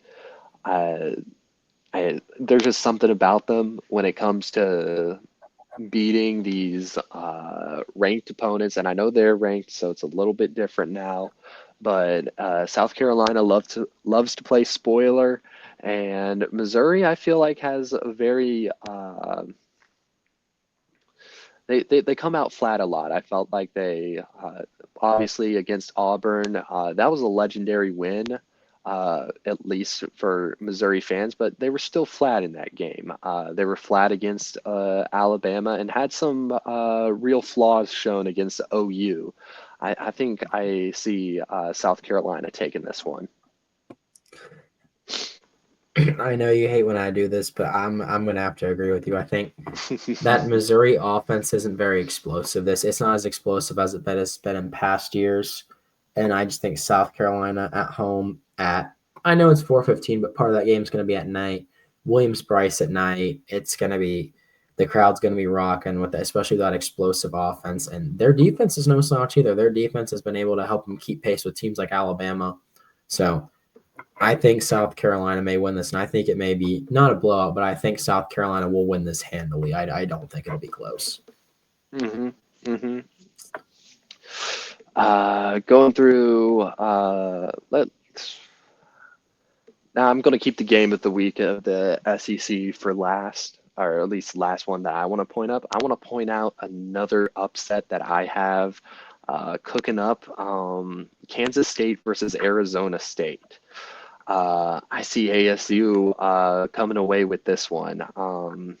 Kansas State recently kind of coming off a loss against Houston. I've not been as impressed with Kansas State ever since their game with Colorado. Granted, they handily beat a West Virginia team. But I wasn't impressed with them against Kansas. I wasn't impressed with them against Houston.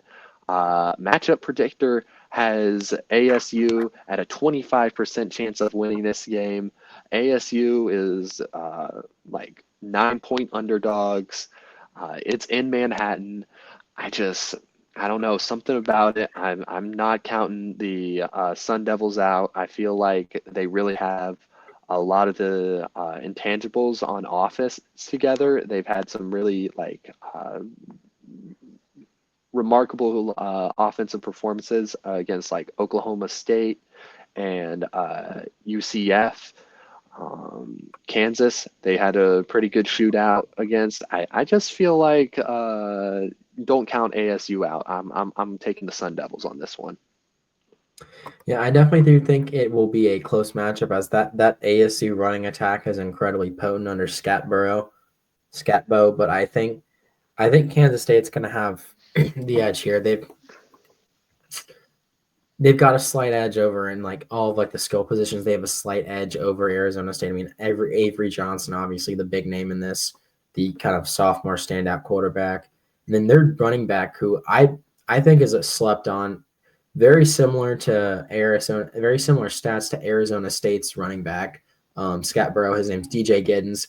Not quite as many touchdowns, but he's got 995 yards on the year on 162 carries, and I think with that kind of multiple style power offense that KSU runs, I do think they'll be able to kind of control the game and kind of play at their own pace. I know they've struggled, and I know they've just lost to a pretty bad Houston team 2 weeks ago, but I think they'll bounce back. They're a ranked team with a target on their back, and it's always, even when they're bad, it's always difficult to play in at Houston.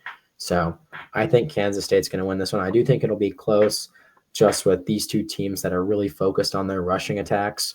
So I think it'll be low scoring, kind of a grinded out affair that we'd kind of expect to see from like more of a Big Ten matchup. But I think it will be an entertaining game, but I think it'll be one of those kind of grinded out on the ground games.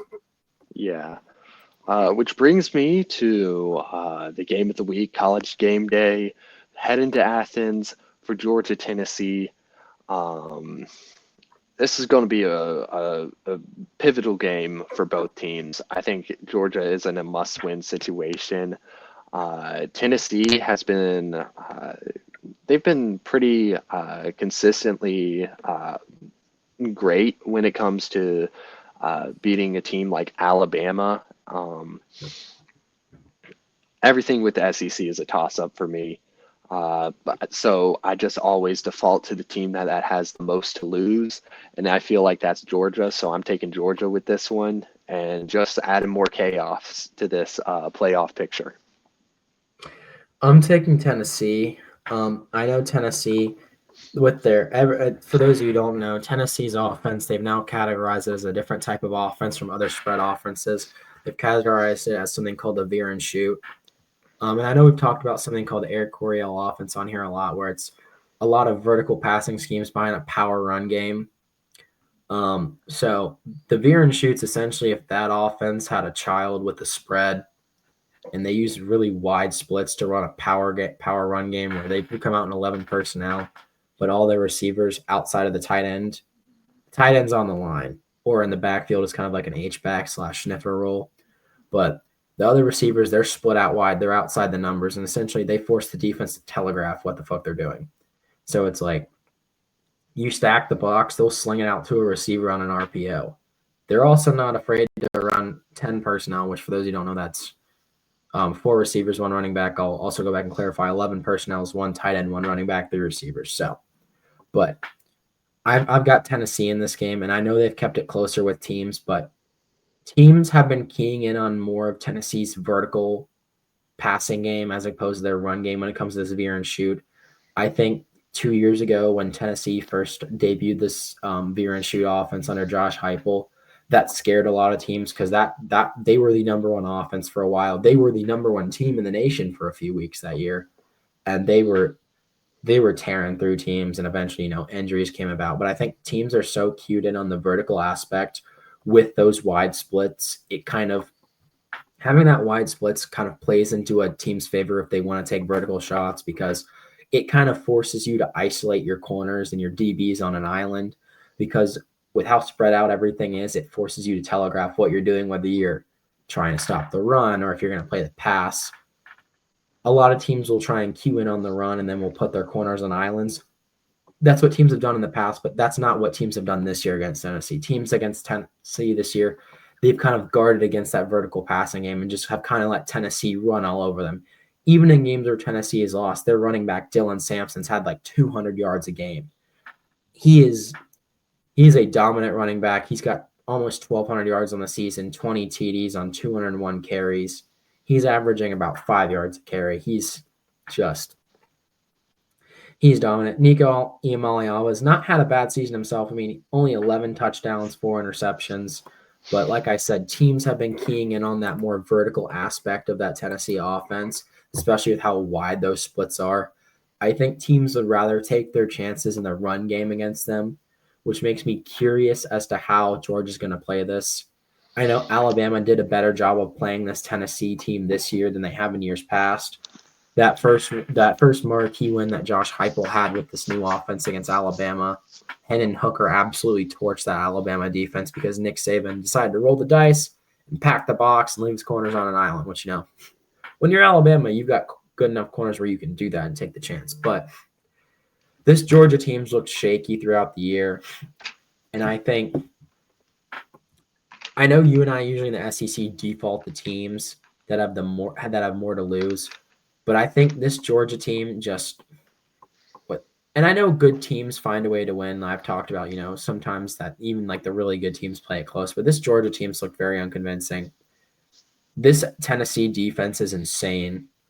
I think with how many picks that Carson Beck's thrown this season, I think he's in for a rough night, especially with this Tennessee defensive line. I think it won't be a blowout. I think it'll be a close game, but I think Carson Beck's gonna have another rough outing, and I think I think this may be a tough night for Athens people, the fans in Athens. I think this may be Georgia's. Like I said, I think regardless if Georgia loses this game, I think they're done from the playoff. I know I said they've got the number one strength of schedule in the entire nation for college football, but I think if you drop this one to Tennessee at home and drop to 3 losses, I don't think sure, I'll give you the low road loss to Alabama. That's tough. I'll give Georgia their who'd they also lose to? Ole Miss this week. I'll give you a road loss to Ole Miss. Road games in the SEC suck. They're hard. But losing to Tennessee at home, I think that'll put the nail in the coffin if it does happen. But I've got Tennessee in this game. Ever since that Arkansas game, they've kind of gotten right. And their offense hasn't been as explosive because, like I said, teams are keying on that passing aspect of the veer and shoot. But I do think with that Tennessee run game and those wide splits, it's going to force Georgia into a bind, and I think this game just kind of favors Tennessee's style of play. All right. Any other games you want to mention? Not really. I'm not going to use the B word for this weekend because we do have some good matchups. I'm not going to use the B word. For those of you who don't know, the B word's boring. The last time Aiden and I called it a boring week, crazy shit happened. Maybe we should call it a boring week. And maybe fucking Mercer will jump up and get Alabama. Who knows? I think moving on from there, you want to hit on some USC, and then we'll hit on some soccer, and then. Well, first off, I want to hit up. I don't normally talk about boxing, but you know what? It's an interesting fight on my dad's birthday. Shout out to my dad. He's turning 54 this year, and we're gonna. While our family's spending time together, I'm definitely going to have in the background on Netflix Jake Paul versus Mike Tyson. It's a boxing match. Technically, this is a professional match. This is going on to Mike Tyson's record, and this is going on to Jake Paul's record as a professional fighter. This isn't an amateur fight. No headgear, 14-ounce gloves, 2-minute rounds. I'm just very confused about the existence of this. I gotta say, I admire Jake Paul's boxing. Actually, I do consider him a fighter. I feel like this notion that he's just a YouTube boxer has really kind of been thrown out. He's beaten some pretty solid competition, and against the Fury fight. Yeah, that was his first loss, but I feel like that's just that kind of sold me on him. Before he's been kind of like beating up on like former MMA guys out of their prime and getting wins, but like if you really look into the career of boxers, first 20 wins that you have in your career as a boxer is absolutely kind of just career jobbers and no names. And the fact that he's kind of been fighting some competition that's a little bit more up there is I think it's kind of interesting, especially the fact that he has cameras on him all the time. He's a very prominent figure in social media. So I'm not a Jake Paul hater, but I'm just wondering what was his thought process around like making this fight. If you win, congratulations, you just beat up another 50 or 60-year-old fighter that's out of their prime. But if you lose, you're losing to a 60-year-old fighter out of his prime. However, I do have to say it's fucking Mike Tyson. I don't swear too much on this podcast, but if I'm talking about Iron fucking Mike, I'm going to say Mike fucking Tyson, baby. I never in my life have I ever thought I would be able to witness a Mike Tyson fight. But just looking at the career camp that Mike has been going through, he looks scary. I would not want to be like I pity Jake Paul for going into the ring with him. Part of me wants to think that like this whole thing is kind of maybe a little bit rigged towards Mike Tyson, or Mike might be taking the fall to get a bag. But just seeing his training camp for this, his coach has been saying basically Iron Mike is back, and he has not seen Mike this disciplined in his entirety of his career. With all this being said, the fact that it's my dad's birthday, I'm rooting for the old guy. I think the old man strength of Iron Mike, we're gonna see just a glimpse of the prime that Mike had before, and I'm going with Mike Tyson on this fight. Everything in me says that this is rigged up against him, and this isn't going to be fair. But my heart is telling me never go up against Mike Tyson, never bet against him. So that's why I'm going with him on this fight. But that's just my takeaways from it. But for anyone that has Netflix, it's not pay-per-view. You can view it for free if you have a Netflix subscription. So I definitely look into that Friday night. It's going to be interesting. But moving in to the MMA world, a realm that I'm a little bit more familiar with as opposed to boxing, UFC 309 in Madison Square Garden this weekend. This has been a pay-per-view that I've been waiting for a long time for multiple reasons. I'm seeing the return of fighters that haven't fought in a little while. And I'm excited for this one. But just going through some of the fights on the pay-per-view, one that I really wanted to highlight: Bo Nickel versus Paul Craig. Bo Nickel, for those of you who don't know, former national champion, Penn State wrestler, 3 times. He's the middleweight top contender right now. He's only had 6 MMA fights. He's undefeated. He is unstoppable when it comes to the grappling game. And right now, pretty much everyone's just biding time, just seeing how many people he can beat before he starts facing real competition. And unfortunately for Paul, I don't see him stacking up against Bo Nickel. I think this is just going to be it's almost just another stat pat win for Bo Nickel, in my opinion. I think he's just going to keep on making a case for his championship run in the middleweight. And he's going to eventually he's going to start fighting some tougher competition in the middleweight. It's a very interesting division, but I don't see that interesting competition today. I'm taking Bo Nickel in this fight. And for those of you who don't know betting lines, Bo Nickel is minus 1,150. That is a absolutely lopsided favoritism in Bo Nickel, and I'm not going up against that right now. I got Bo Nickel. I'm just really admire his wrestling and his grappling game, and I expect that to be on full display come Saturday night. Next fight under the main event, we got the co-main event, Charles Oliveira versus Michael Chandler. I am very excited for this fight.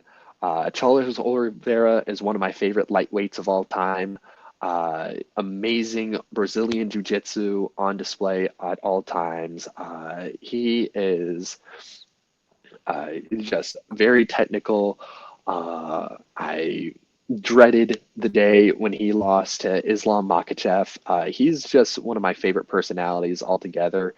And he's going up against Michael Chandler. For those of you who don't know, Michael Chandler was expected to fight Conor McGregor, and he was supposed to fight Conor McGregor technically today, but Conor eventually backed out. There's been some issues with drugs and PEDs. He's basically, Conor has been refusing to take drug tests as of late, and has been just pushing back Michael Chandler. He was supposed to fight Michael Chandler basically dating back 2 years ago, and eventually this year, UFC 309 was supposed to be the return of Conor McGregor.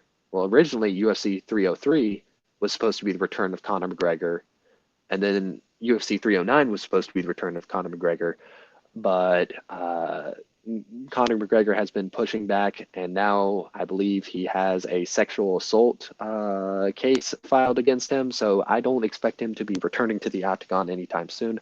But enough about people who aren't fighting today. Let's talk about Michael Chandler. Michael Chandler, he's been 2 years off just waiting for Conor McGregor, and he's coming back now to fight Charles Oliveira.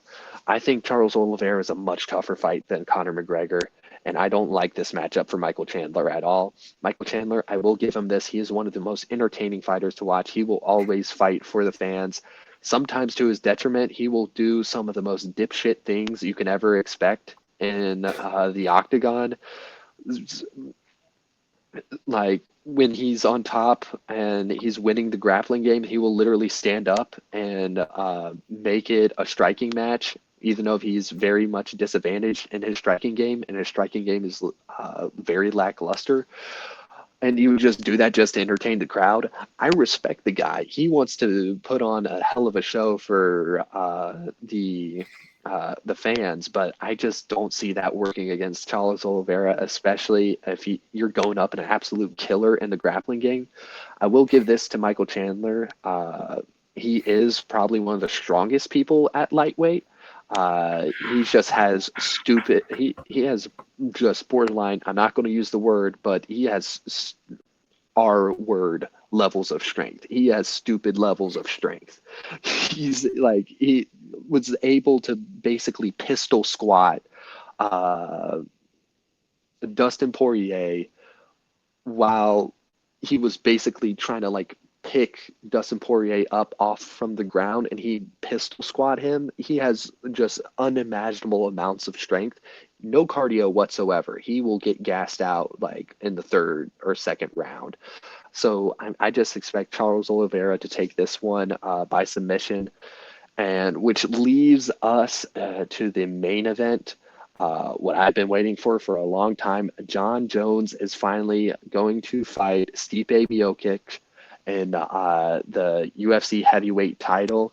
This is basically just a legacy matchup right now. John Jones is fighting a very... Stipe is very much past his prime right now. He's 42, and John Jones is... I assume he's still going to be dominant. I don't really want John Jones to win just because he's been holding up the heavyweight title for so long, and he's delayed fighting for so long just to get this fight against Stipe. I do have to say, I do think John Jones is going to win, which is just going to leave more questions for what the future of the heavyweight is, because John Jones has said that he is refusing to fight Tom Aspinall. And if you don't know, Tom Aspinall is basically the top heavyweight contender right now. He has the interim championship not the official championship. That goes to John Jones. But Tom Aspinall has basically cleared the entire heavyweight division. And the only bit of competition that he could have is John Jones. And John Jones is refusing to fight him because John Jones kind of knows that fighting Tom Aspinall is probably going to be a losing fight for him, and he is most likely his legacy would be heavily affected by this. However, to this I say, I feel like John Jones's legacy as the UFC GOAT is very much going to be put into question as historians of the sport are going to just note that John Jones very clearly ducked Tom Aspinall, because John Jones says if he wins this fight, he will give up the UFC heavyweight title and just leave it up and basically give it to Tom Aspinall without fighting, just so John Jones can fight Alex Pereira for the BMF title. That pretty much says to me that John Jones does not want his legacy affected at all, and he would much rather fight Alex Pereira. I don't know if he wants to do it at heavyweight or light heavyweight, but I feel like he just assumes that Alex Pereira would be the much easier fight, which I also I might agree with. I would have to really think on who I think would win the Alex Pereira hypothetical John Jones versus Alex Pereira fight, but I think John Jones ducking Tom Aspinall is definitely going to affect his legacy, and I really hope John Jones wins, and I hope he will eventually fight Tom Aspinall. I know Tom Aspinall is going to be in attendance of the fight, so I hope some promotion is cut, and I hope we eventually do get the fight, but I just find it very unlikely. Just given the fact that I think Stipe is past his prime and has too injury ridden. I think I'm going to give this one to John Jones, and I think he's going to retain the heavyweight title and potentially put an end to his very controversial heavyweight title reign. But yeah, that's my thoughts and predictions for UFC 309. Gareth, if you want to take it away for some little bit of soccer. Yeah, as we talked about a few weeks ago, we've got the Concacaf Nations League tournament this weekend. We've got the semifinal matchups with Jamaica. This tomorrow is the first leg. That's in, I believe, Kingston, Jamaica, at Independence Park. We don't play Jamaica a lot as much as we used to, but they're upcoming. Then the second leg, which is taking place in America, I believe it's taking place in either Kansas City or St. Louis. This is the second leg. It's going to be a two-legged tie. Essentially, the winner on aggregate is going to go through. The U.S. 23-man squad recently just came out. There's some controversy about that, but when we have just when we are, I don't want to say blessed is another word, but I feel like the U.S. has been spoiled with the amount of choices we have to call up for our team, where we have to make. I like that we have to make tough decisions. It means we've got the depth that we need, but I think they chose the right team. In goal, they've gone with our four goalkeepers they're bringing. We've got Turner, Steffen, Schultz, who's just some rando in MLS, and then Cochin. Cochin is a really interesting prospect.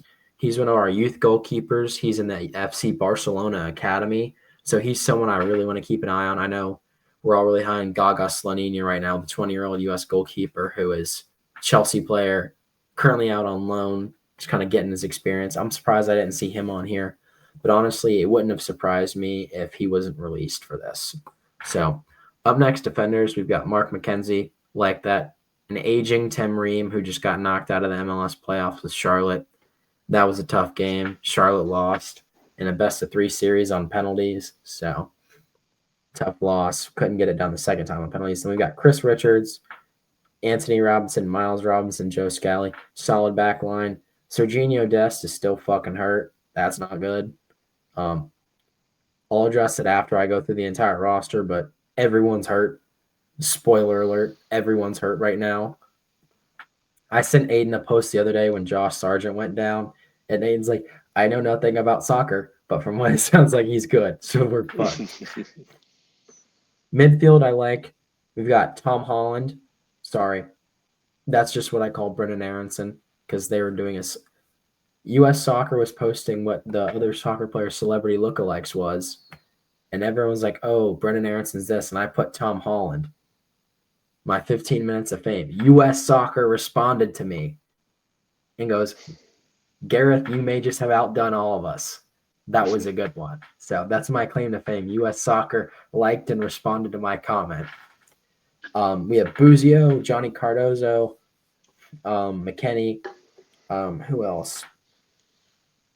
I can't read what that says, but Aiden Morris, Musa, and Tanner Chessman and Tillman. Up front, the Cade Cowell, who we haven't seen in a while. Cade Cowell's was one of those wonder kids that we had, Funda kid, as they say on Ted Lasso and elsewhere in the world. Cade Cowell was a Mexican-American standout who he could have played for Mexico but decided to play for the U.S., was supposedly going to be this really good player, but has kind of struggled. He's bounced around. He plays in the Mexican League right now. Still an exciting prospect, but he kind of hasn't had the success that we'd hoped. And, of course, Ricardo Pepi, then Captain America himself, Christian Pulisic, who is tearing it up in Italy right now, one of the top scorers in the Italian Serie A, and is also one of the leading assisters in the Italian Serie A. Then we've got Tim Weah making his return after absolutely socking that Panamanian player this summer in Copa America.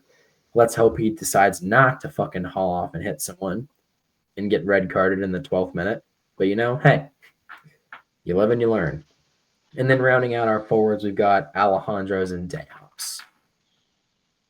Solid lineup. I think we should handle business against Jamaica. If we somehow fuck up and draw in Kingston, that doesn't surprise me. Playing in Jamaica is kind of hard. And I know CONCACAF gets shit on for being a farmers confederation, but the away games, the European mind could not comprehend. The majority of Europe could fit inside the United States. Some of these away games that we play against these Central American countries are not necessarily Jamaica. Jamaica's not too terribly far, but when we go play people Montserrat or other outlying islands in the Caribbean, that's a long away day. So, but I think we'll handle business against Jamaica, and I think we're due for a date with Mexico in the final unless they somehow slip on their dick. So who knows? So early March, look for a matchup with Mexico, but who knows? We'll see what happens here. And actually, hold on. I may have misspoke. Mexico didn't make it.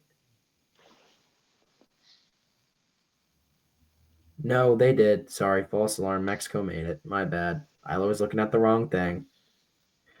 Oh, my bad. This is the quarterfinal. They've expanded the tournament. I misunderstood. This is the quarterfinal against Mexico.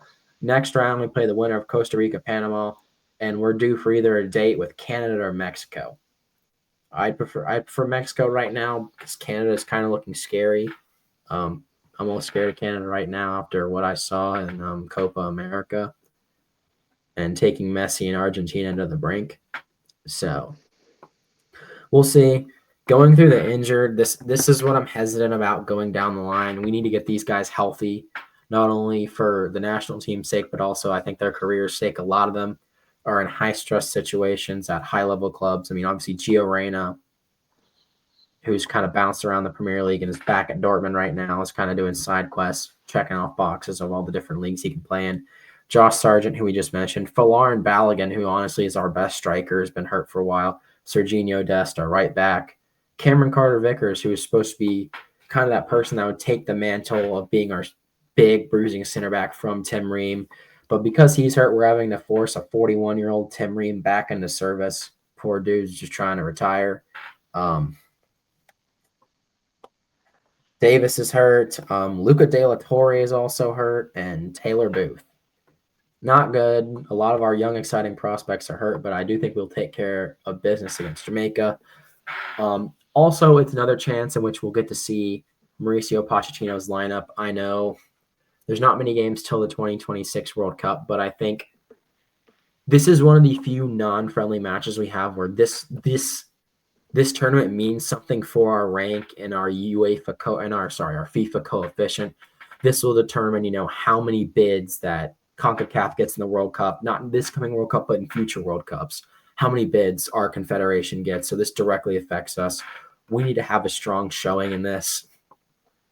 So I'm curious to see what Pochettino does. I know those first two games, and I know the game against Mexico wasn't great, but those two games I will liken to the first half of a college basketball season where you're playing your non-conference games against your Central Connecticut states, against your South Carolina upstates, against your Fordhams, South Carolina states, Furmans, where you're just trying to get your rotation down, you're implementing your style.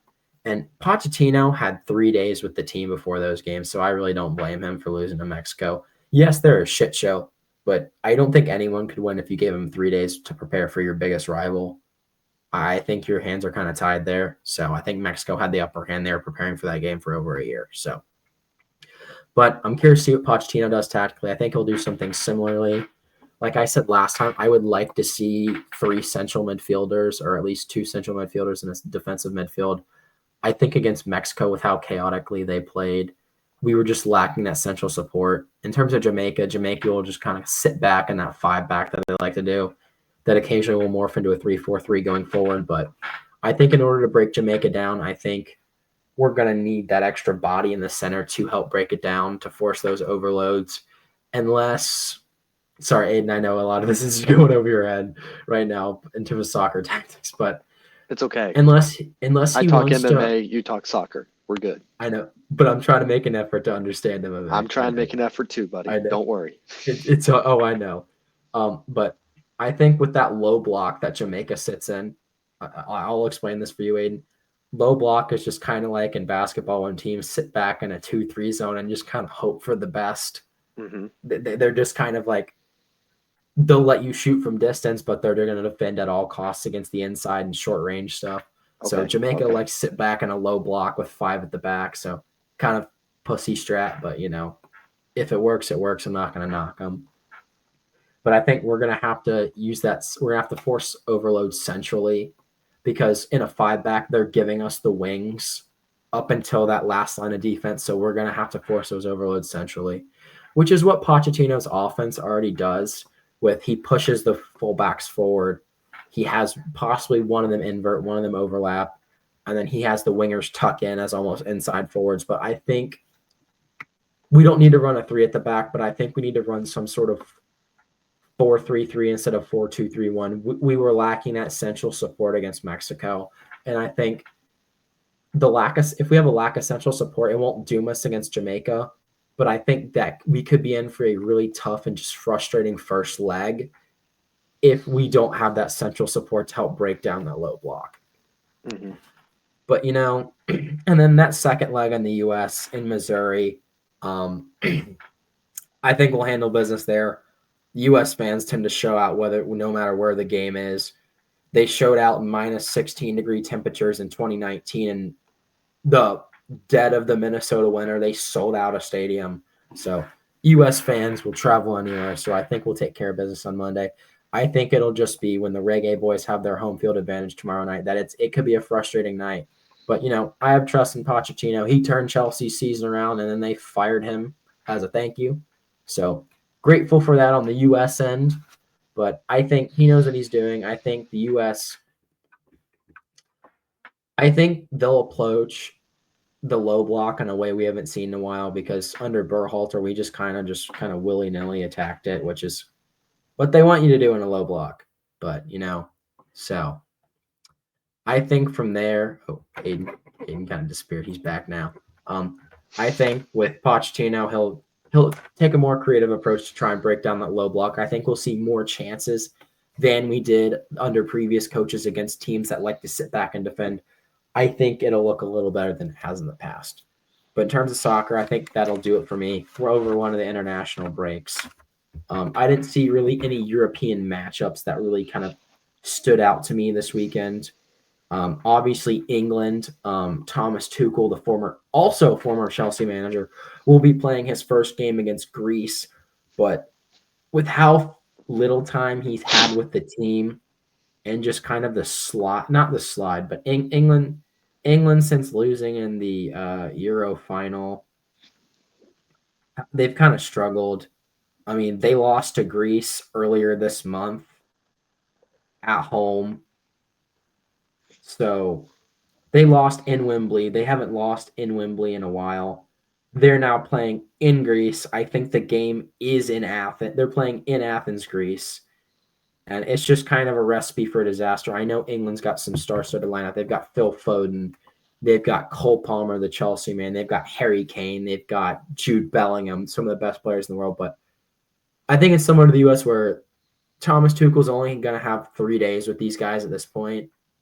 And this is a Greece team that's already shown that they can win in one of the toughest stadiums in the world to win in international soccer. So I think Greece is going to take care of business in Athens.